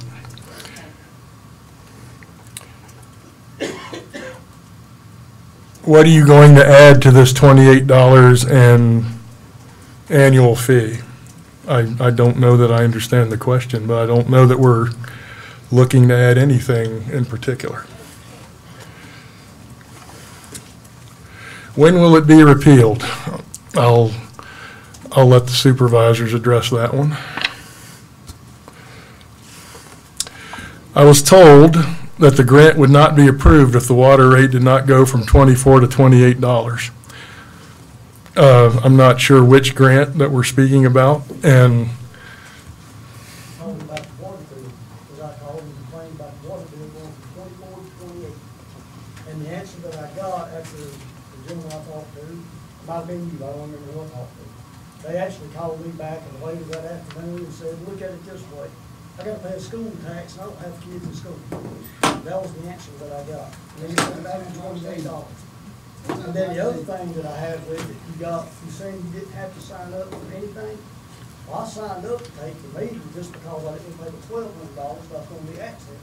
So you really was given no choice on what to do other than pay the bill, which I do, or take the meter and still pay the bill, so I don't have to pay the $1,200 or cheaper, not cheaper. The company was gonna charge for it. So you really had no choice whatsoever in the matter on how that come through your property. Not to mention, they missed the road, they ditched up in the house, and they had to come back and redo that.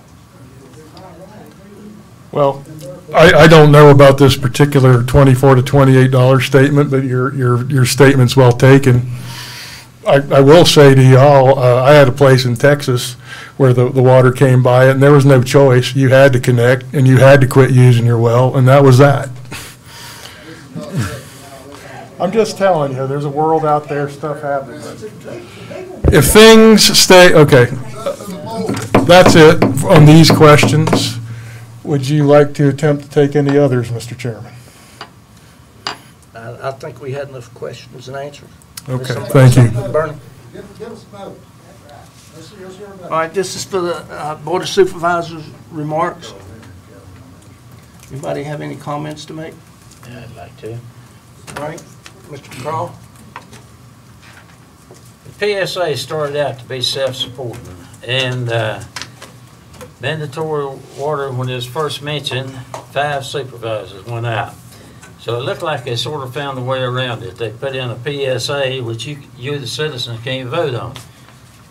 Tom Littrell and myself are on the Board of Supervisors. We're on the ticket each year. You can vote on us. I wonder if the PSA sometimes forgot where their authority come from. I know A stands for authority. I really think it should be PSS, Public Service Suggest, not authority. And that's got us quite a bit of debt. I got grilled this season, had a question PSA meeting about another 32 potential customers, 75 potential, 30 some maybe signed up, and me holding it up. Another 1.7 million project. That's the lowest figure. It went from that to 4 million plus whatever. And yes, I'm trying to hold it up. I think before we apply for any more grant with the debt the county is under, I think it should be put to a vote on the ballot. Let you, the citizens, vote if we want more debt. more expanded water service. If I got an old pickup, it's kind of rusty, and I put up with it because I got it paid for and I can afford it. I could go down and get me a nice shiny new one, but I got to figure what it's going to cost me. That's the same way with this water. County water is not cheap. Same one that grilled me this evening over more water is here tonight, hoping his water bill don't go up. So, what we stop at, you know? I think it's time for us to let the public have a say, get back in the county government, and let's let them do a little voting for themselves instead of us making decisions. Thank you.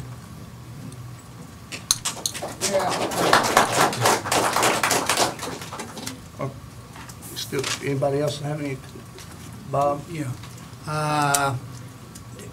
Was it 46 million, the total amount of money that we got from your agency? All right. Part of the responsibility and job description for the Board of Supervisors is to manage the funds of the county in the very best way we could. And we got $46 million that we accumulated in debt. And I believe you said that 19 million of that came to us in the form of grants. And I just point out to you, how many of you would like to buy dollar bills for 58 cents? And that's what the county did. We started out from scratch trying to, everybody's saying, get industry, you gotta have water. At our expense. And that's the problem we're talking up here, because I don't feel like arguing, okay? But we borrowed money at 58 cents, 58.7 cents. It cost $1 bill. We paid 58.7 cents for each dollar that we got. And I don't recall saying that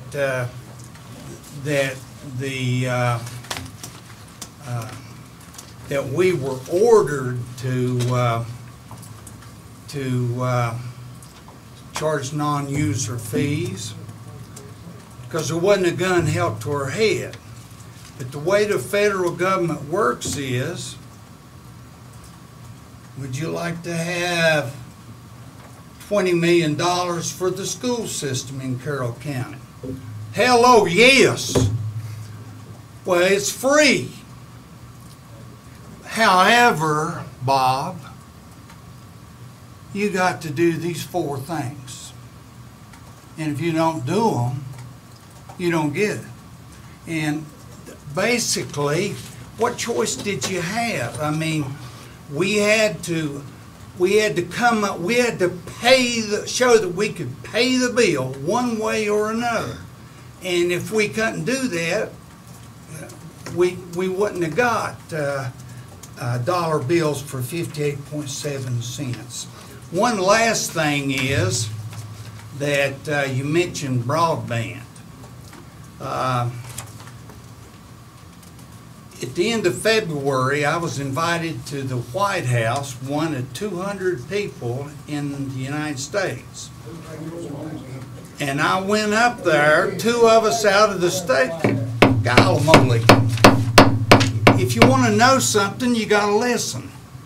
All right? One of 2 people in the state of Virginia, I went up there. The vice president conducted the meeting, and the biggest concern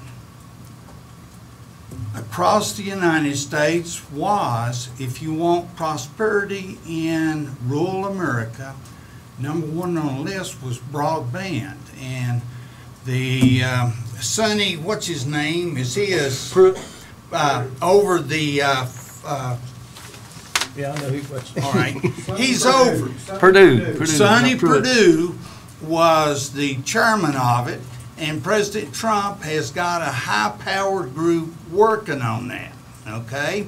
And then later on in the spring, Robbie McCraw and I went to Washington, D.C., representing the Board of Supervisors from Carroll County. And at that meeting, it was to invite the supervisors from rural America to come up and speak on need. And overwhelmingly, the speaker spoke and said broadband. So, and you had all the muckety-mucks there about that. I don't have all the answers on this, but I wanted you to know that we're working on broadband. I don't know what else to do, but I think we got our message across. This, as I see this, Mr. Chairman, this didn't come about some dark night on Friday the 13th, okay? And the whole thing, we voted on the whole thing. It came about over many years with little segments included and so forth. And as this little subdivision was taken in, or we went down a certain road and so forth, there are so many differences in this thing because of the way it came together. The worst thing you could do would be to just vote without taking a long, hard look at it, because we are responsible for the debt. And I can tell you for Pine Creek District, it'll be a cold day in a hot place that the deep water section down at Duxbury gets water, and we're paying for it, and probably Pine Creek gets less than most of the other districts. And so are we going to stick it on all those taxpayers? We have to take, I believe, a serious hard look at the rate structure, because we are obligated to pay these. And how long we been coming to these meetings? You haven't already started looking at them? We started looking at them the day that it was proposed, ma'am. But here we go. I don't want to get in an argument. That's my time. I'm leaving in about 2 minutes, and you won't have a quorum, okay? Mr. Chairman, All right. may I address the lady's question? Yes. Man, we did literally start looking along with Jessica and the rate structure and we've come up with lots of different. We can't hear you, sir, I'm sorry. We did start looking at rate structures that day and have been ever since, along with Jessica Montgomery and her team at the PSA, and we've come up with many different alternatives that would allow the PSA to stay revenue neutral, but the rate structure might be different. So different people would pay different things, possibly even zero. That's one alternative for a certain group of people. None of those alternatives to change the rate structure requires repeal of anything. All it requires is a change to the rate structure. So it's two different conversations that are going on here. Okay, well, the message of the night, loud and clear, has been repeal, repeal, repeal. But you can change the rate structures and maybe make things feel fairer and do things. We heard that. All right, I've got a couple comments to make. You want it first. All right, you want to speak? All right. We're leaving in 50 seconds, and you're going to have a little question of closing your meeting. Mr. Littrell. I listen to all of you folks, 'cause I think you all can listen to folks. My only question is, to the board, are y'all paying water bills? No, absolutely not. Teach me. Yes. Yeah, hallelujah. You're lying, Bob, you're lying.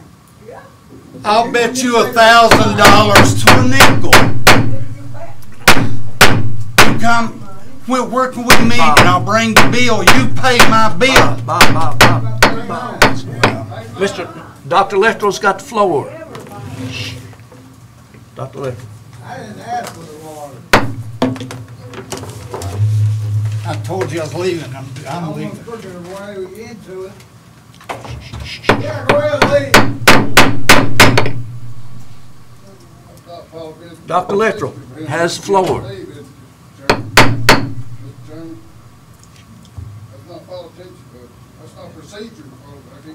Well, we'll continue. We'll continue. Dr. Littrell. And don't we pay his salary, taxpayers? Yes, sir. Dr. Littrell has the floor. I think that I would like to thank those who took the time to express their opinions today. One of the basic freedoms we as Americans enjoy is free speech. And that also means not being interrupted by others. Speak up a little bit. We can't hear you down here. My voice is failing, I'm sorry. Even if a citizen chooses not to hook up to our water systems, I would like to point out there are benefits when public water is available in your neighborhood. First thing, fire hydrants are placed every few feet, which provides better fire protection for you and your loved ones. Second, if homeowners' insurance agents are notified, usually your homeowner's insurance premiums will be lowered.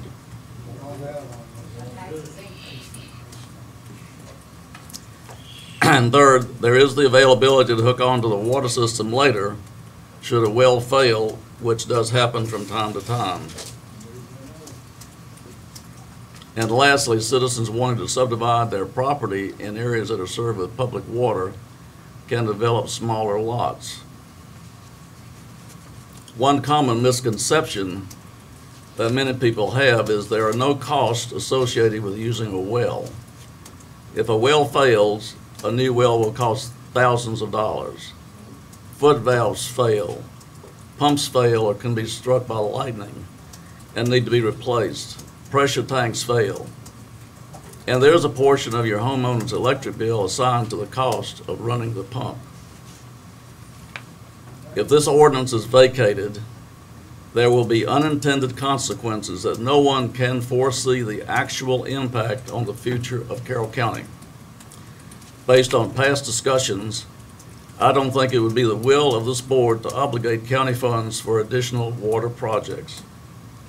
There will probably never be another water project built in the county, and there will be an economic penalty to pay because new businesses and existing businesses wanting to expand will be limited to areas already served with public water.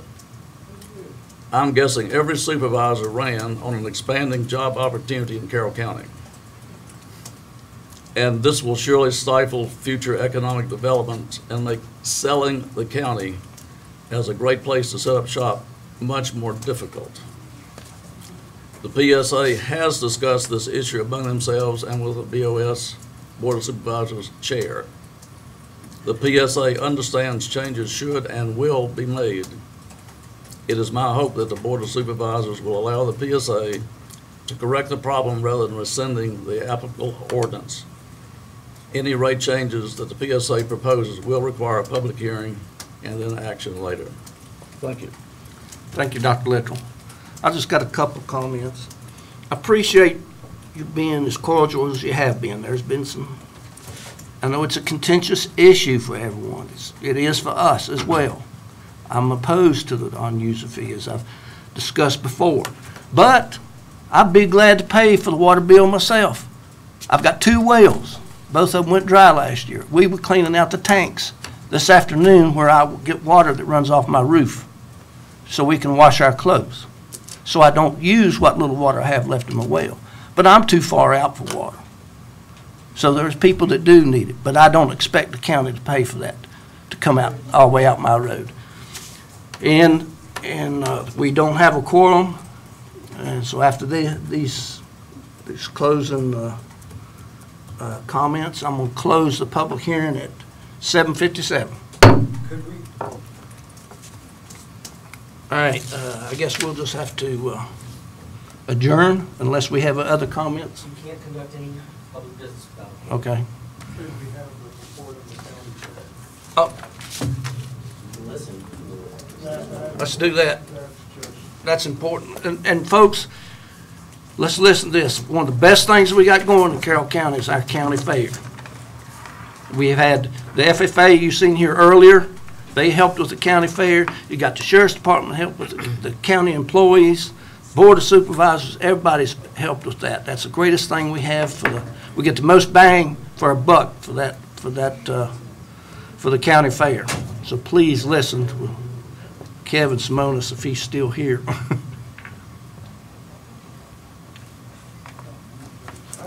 Can I say something right quick, Rex? He's talking about the fire hydrants. There's a fire out there at Kyle and Catherine house, Frazier's, in front of Law Rescue Squad, or in front of the school. They had a fire hydrant right out there in front of their house, and the fire started in the garage and destroyed the whole house. It didn't save a thing. And it's about every fire that I know of where it catches the house on fire, it demolishes it all. And when the wells was, when this thing was in motion, my well went out. And I had another jacuzzi pipe put down in it, or put down in my well, and another hose put back up, and I had my well resurfaced during the time. And I paid my own bills, and it's still wrong. You're taking, and you're not giving us a thing back. All right, is Kevin out there or not? Yes, yes, in the fair. See, all right. Bring them in. We've closed the public hearing.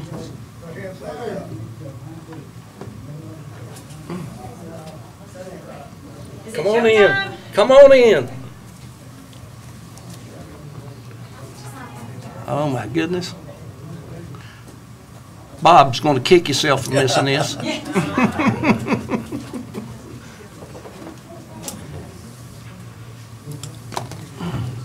Here's our fair brochure for this year. Thank you, thank you, thank you. Thank you. Y'all just thought you had a rough crew in here. Yeah, they didn't see the looks of this bunch, did they? You're not going to get no polished feet. I say that with love now, folks.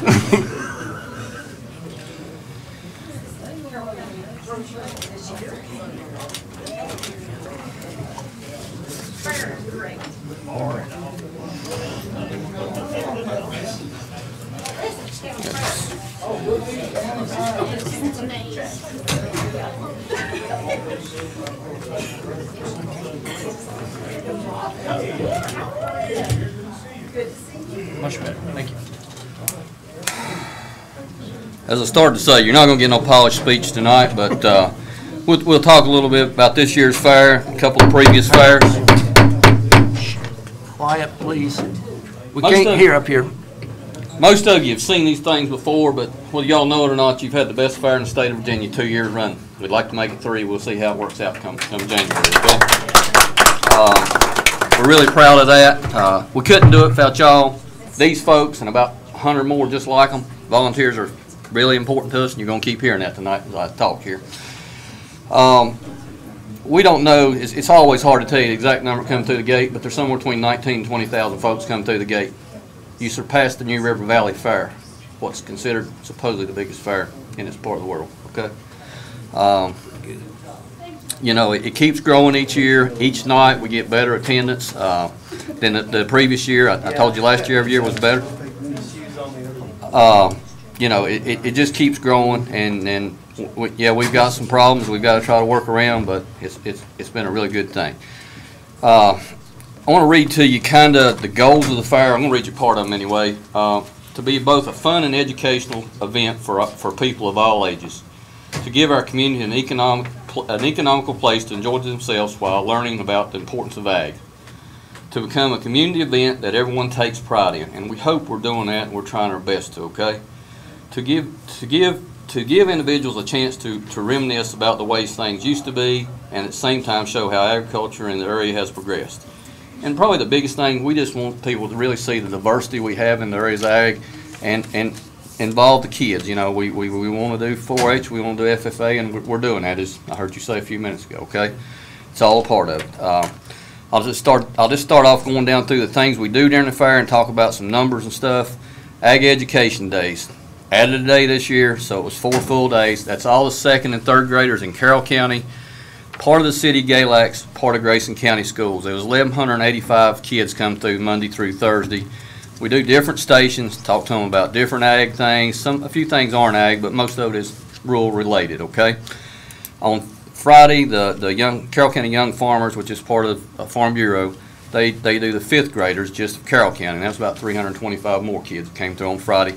They do some of the same stations, and they've got some different ones, but it's all education about ag, which that's what this fair is all about, okay? First new event we did this year was the parade. It was Myers' idea. Give her the credit for it. Actually, it goes a little bit back to Ronald. Better give them both a little credit. Ronald's always wanted to do a tractor parade and some stuff and actually go through the training center and come around. We don't have that opportunity anymore, but at least we did do a little parade this year. I think it worked really good. It was a good opening event. Of course, we had fodder twine cutting and stuff instead of ribbon cut, so it's pretty slick. You had the CCHS band, the varsity cheerleaders, Cub Scout Pack 810, a lot of antique tractors, the General Lee from Greg and Miranda Richardson, Congressman Morgan Griffith, and a bunch of Special Olympics folks were in the parade, amongst a lot of others, okay? It was a really good opening ceremony. I think it was a good idea. Barnyard, I won't say much about it, but we always get as wide a variety of animals as we can, and that's important. Some people say, well, you see these things. A lot of these kids have never seen, don't know what some of these animals are, so it's important that they see that type of thing. The Beauty Pageant had 48 contestants this year. Miss Virginia attended the pageant. Went to the high school this year, something Crystal and some of the folks has worked on it in a lot of previous years has wanted to do, and I think it worked out well. I'm going to try it again next year that way anyway if everything works, okay?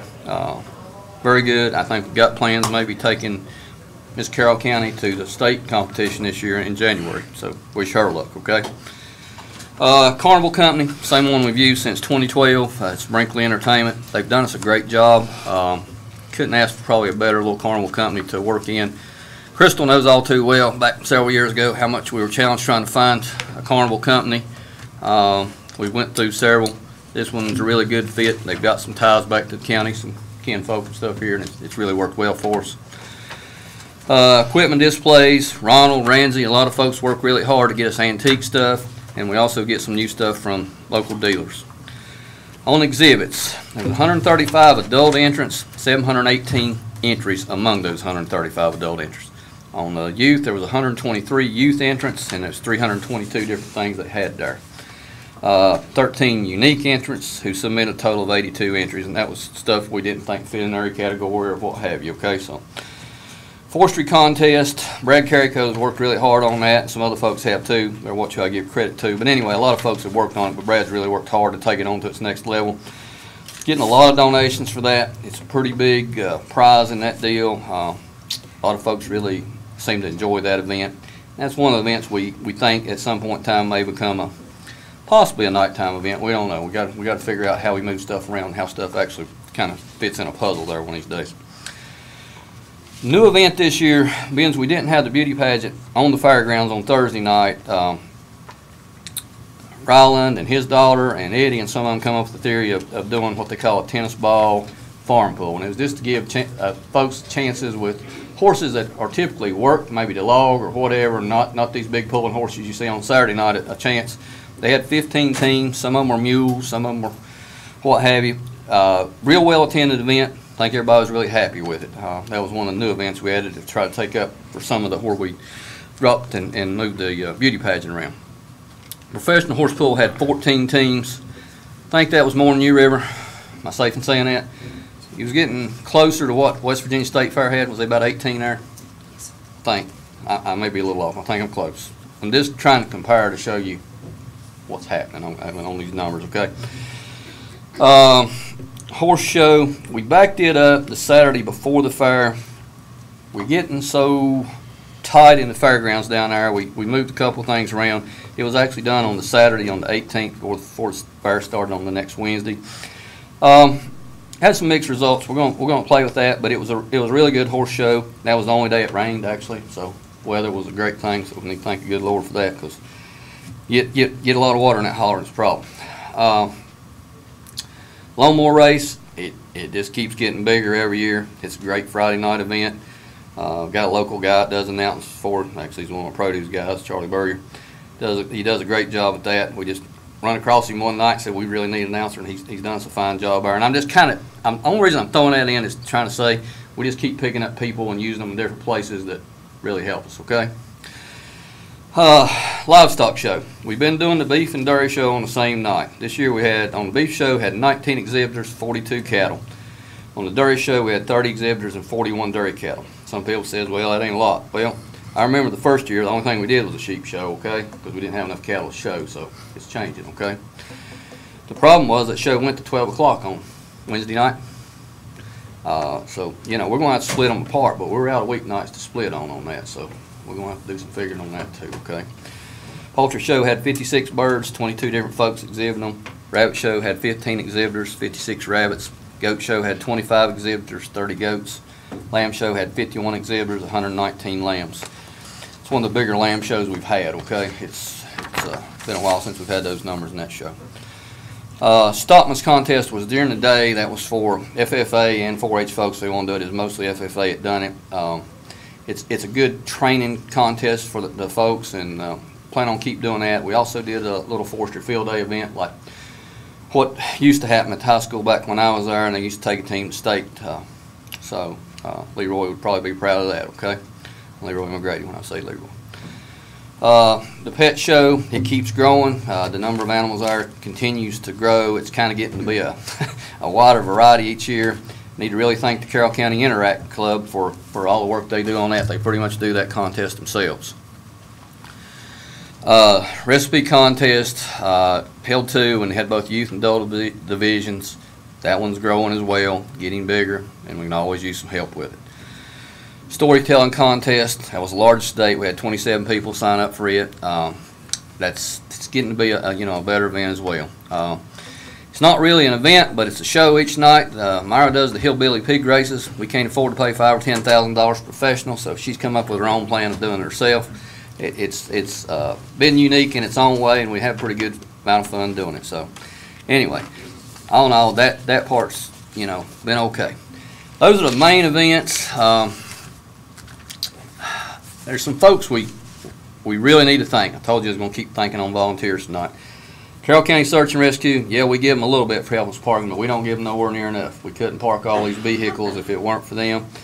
Skyview Missionary Baptist Church, they showed up with piles of volunteers almost every night, Saturday, Sunday. I don't think we had many on Sunday, but on Saturday we had a bunch. It takes a lot of folks to pull this thing off, and it's getting where we need a lot more than what we always have, but it keeps growing. Carroll County Sheriff's Department, JB and his crew stayed down the road, kept the traffic slowed down. It gets pretty dangerous when you go looking at 4,000, 5,000, 6,000 people trying to cross that road, in a period of time, short period of time.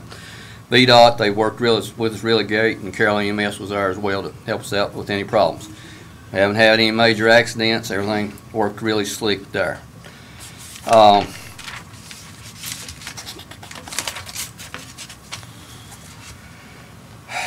Issues.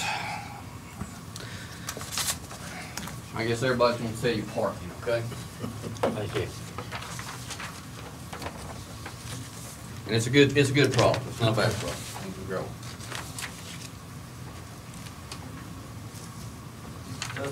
Bernard did this for us.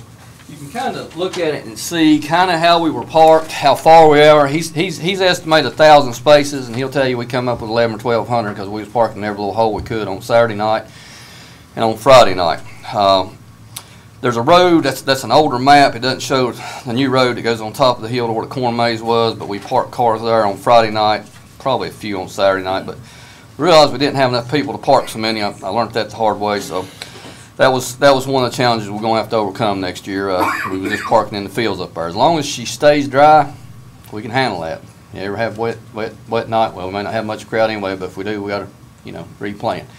Man standing over in the gray shirt, he's the master at that, so we'll kind of defer to him. But the parking is a challenge. As we continue to grow and these livestock shows grow, I think buildings or a barn or a pavilion or something is of great need, and I think somewhere along the line we got to come up with some more bathrooms, okay? Some folks use that houses, some won't, but whatever, you know, bleachers, that type thing are always things we need. If you look at the map there in front of you a little bit, some of the things we've talked about, there's some land to the south that's on the outside of the fence. We actually put a culvert in this year, and we actually carried a little stuff over to it. We've got to figure out how to utilize it. One of the thoughts on that is if it would work, if we could move the lawnmower race to that side of the creek, and I said if, okay? Don't know if this can happen. It would open that middle up for an event each night besides, okay? And it's a challenge on the lawnmower race because we do it on Friday night. It's a really good Friday night event. It draws a crowd that we need on Friday night because of football games and what have you, okay? The challenge is it takes such a wide, long space compared to horse pull or some of the other events we do. We could pull the fences in, have more room for livestock trailers and stuff on one side if we can move it back there. That's an if, okay? You know, you've got about 90 acres across the road there. The rec department uses a lot of it, and I understand that, but there's a lot of it's, you know, not used for much right now. If we're going to remain in this location, we've got to continue to develop on that for parking and maybe some events as well. There's some land that Eddie and Maeve have asked, and some of them has worked on for me out the road on past the market going south on Farmers Market Drive. You can't see it from this map. We looked at that as using it for overflow parking, and you know it's coming to that. We'll have to use that pretty soon. But it's going to require a shuttle bus to get them back there. 'Cause it's about a quarter of a mile out the road probably. Okay. Those are the things we're kind of at. I'll be glad to try to answer any questions. If there's a number you got a question about or a thought or anything, I'll be glad to try to answer. Let me say one more thing, because I got off track on what I was thinking about. I don't write good notes, and I don't think sometimes. This fair requires, any event, when Amanda comes talks to you next month, whenever she does her deal about the Pumpkin Festival, she's going to tell you the same thing. It requires a lot of volunteers. This thing don't happen without them. I don't care if we got $2 million worth of fairgrounds without these folks. It's what makes it happen. I can't say thank you to them enough. Y'all always thank me. You don't need to thank me. You need to thank them, okay? They're what makes it happen, okay? I guess I'll quit there. That's questions about the fair, anything I can try to answer about it? You could make one recommendation that the board could begin for the year we've started over for the next fair. What would you recommend? The cheapest thing we could do is more bleachers, and we need them bad. I didn't say where we get them from. We borrow all the levies or the rec departments, then we go and borrow what high school lets us borrow as well, okay? There's never enough, and we end up carrying them from one event to the other during the fair, and it's a little dangerous at times the way we move them around, okay? That would be a cheap fix. I don't want exactly your question, but it's the best way I know to answer it. You know, if I had plenty of money, I'd say work on leveling the hill across the road, okay? Culvert the creek, okay? All right, culvert the creek and grade down some of that hill. You know, Jessica's in here. I think she's still in here. She'll tell you you're going through a lot of DEQ and a lot of folks to culvert that whole creek. So it would be a major challenge to do that. I guess it could be done, but it's one of those challenges.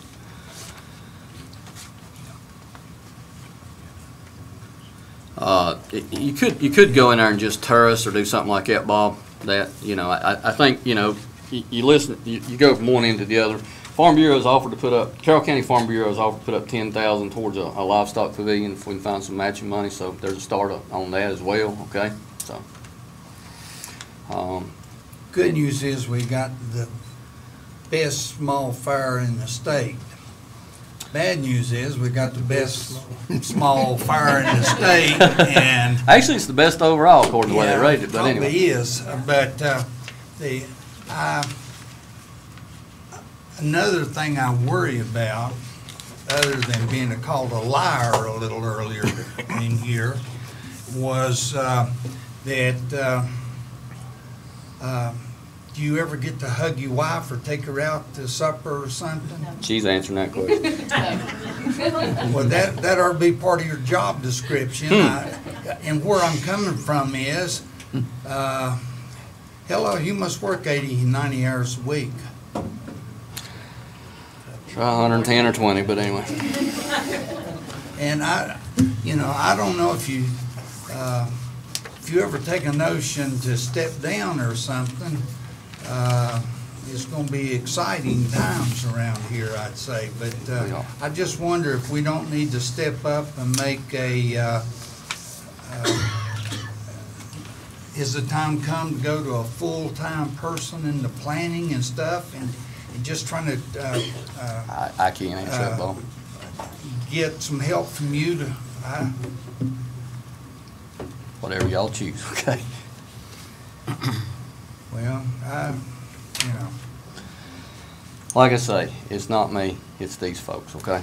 And a lot more. We ain't got nowhere near this group. I'm telling you, we can fill the room for you with folks who help with this thing. Rex is there at the gate a lot, he can tell you. And you've been there. Yeah. All of you have. We hope we're doing the right things. We're trying to really involve the kids. We'd like to turn more over. You know, Ronald just keeps buying antique equipment. I keep picking on certain ones, but it takes everybody to make this thing work. One of the floats I didn't mention on the parade, you got Virginia Produce sitting back here somewhere. You know, he was probably that was probably the only float in the parade between him and the intermediate school FFA, and they need to say something about that, I guess. There's lots of things I need to say, but it is a community event, and it continues to grow as one, I think, and I think that was our goal. You know, we took what used to be the fall festival at the market and turned it in to what became the county fair.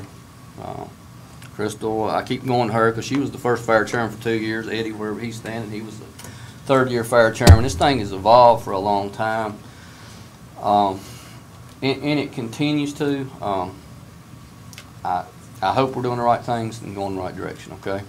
And we'll listen to any advice. I can't tell you we can do it. We can try. Well, you know more about it than I do. No. I just know that there were people that came in from Surrey County, Pulaski County, and then one couple that comes in from New Jersey every time. Every year, just for the and county then, fair. You're right. Floyd, I mean, you name it, and they were there.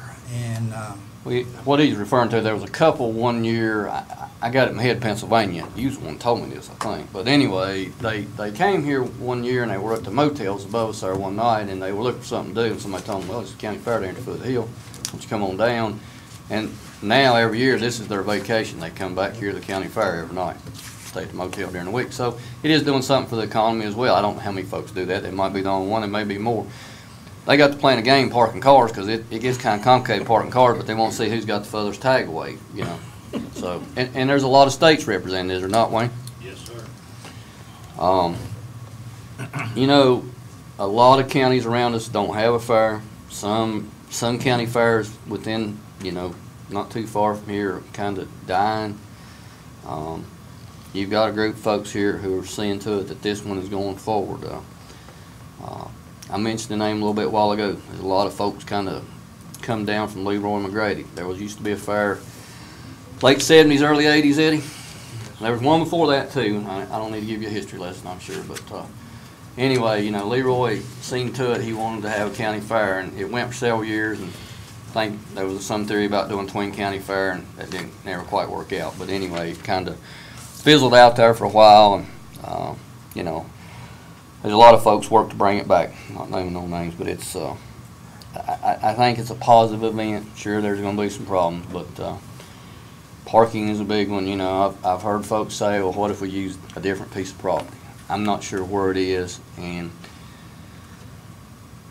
while we're not perfect, you've got a lot of assets sitting there that you have say-so in that we probably don't have anywhere else. You've got a fenced-in area that probably cost you $100,000 to rebuild that fence.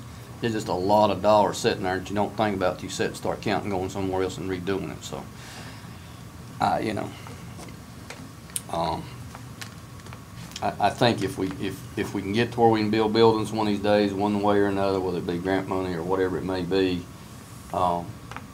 there's a lot of events. I know, you know, if you could build one the right way that is a multi-purpose building. Libby's always looking for gyms. I'm sure I'm looking at y'all for that, but you know, there's lots of other things. You could probably rent it out at times if you needed to, kind of like the picnic shelters are at times.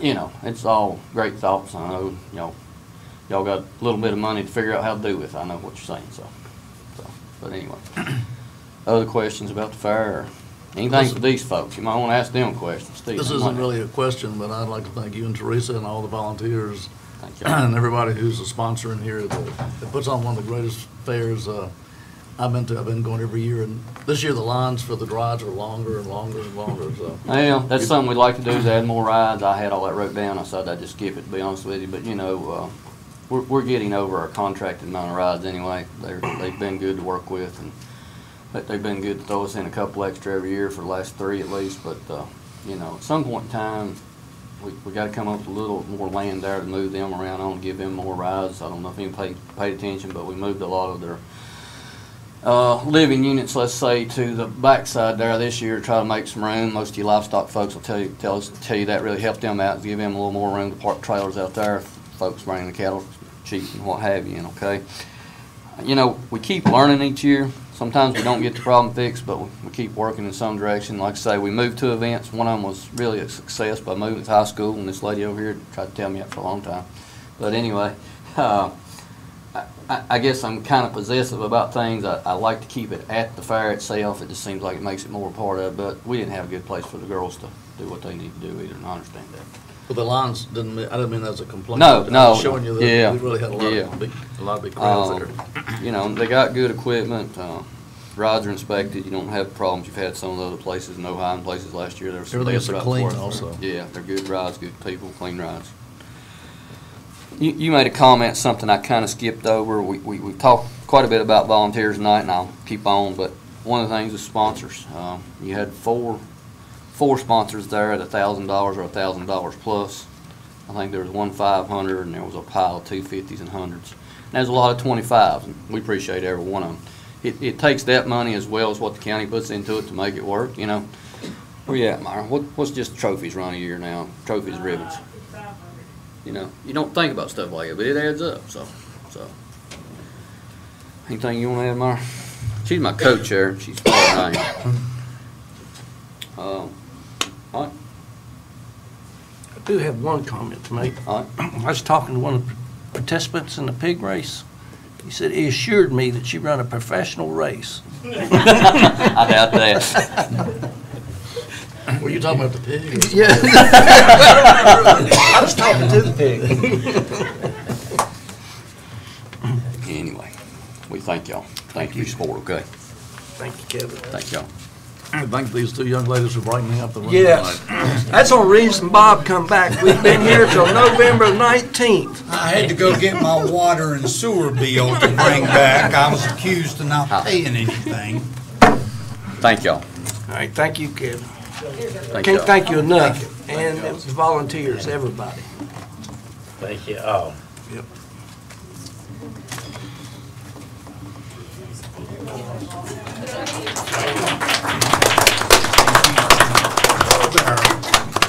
Hello, Mr. Chitwood. All right, I reckon this comes down to supervisors' time. Bob, and now why don't you get over there and let them folks get a picture of your water bill. I would like for this to be part of the minutes. All right. I'm known to stretch the truth when telling stories, but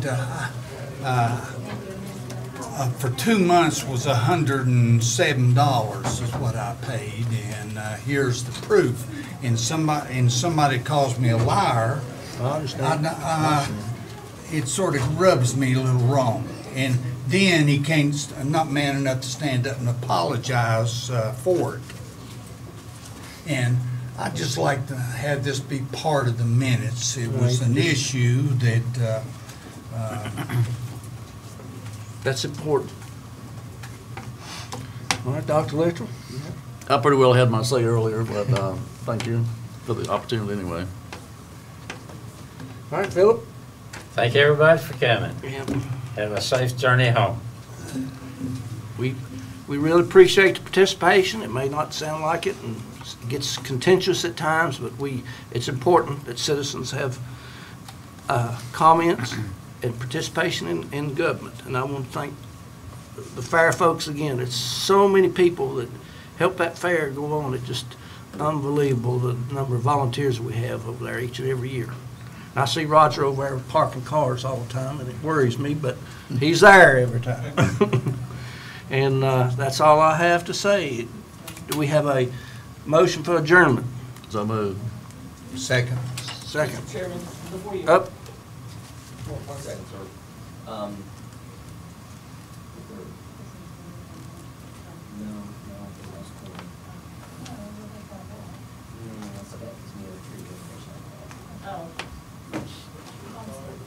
What?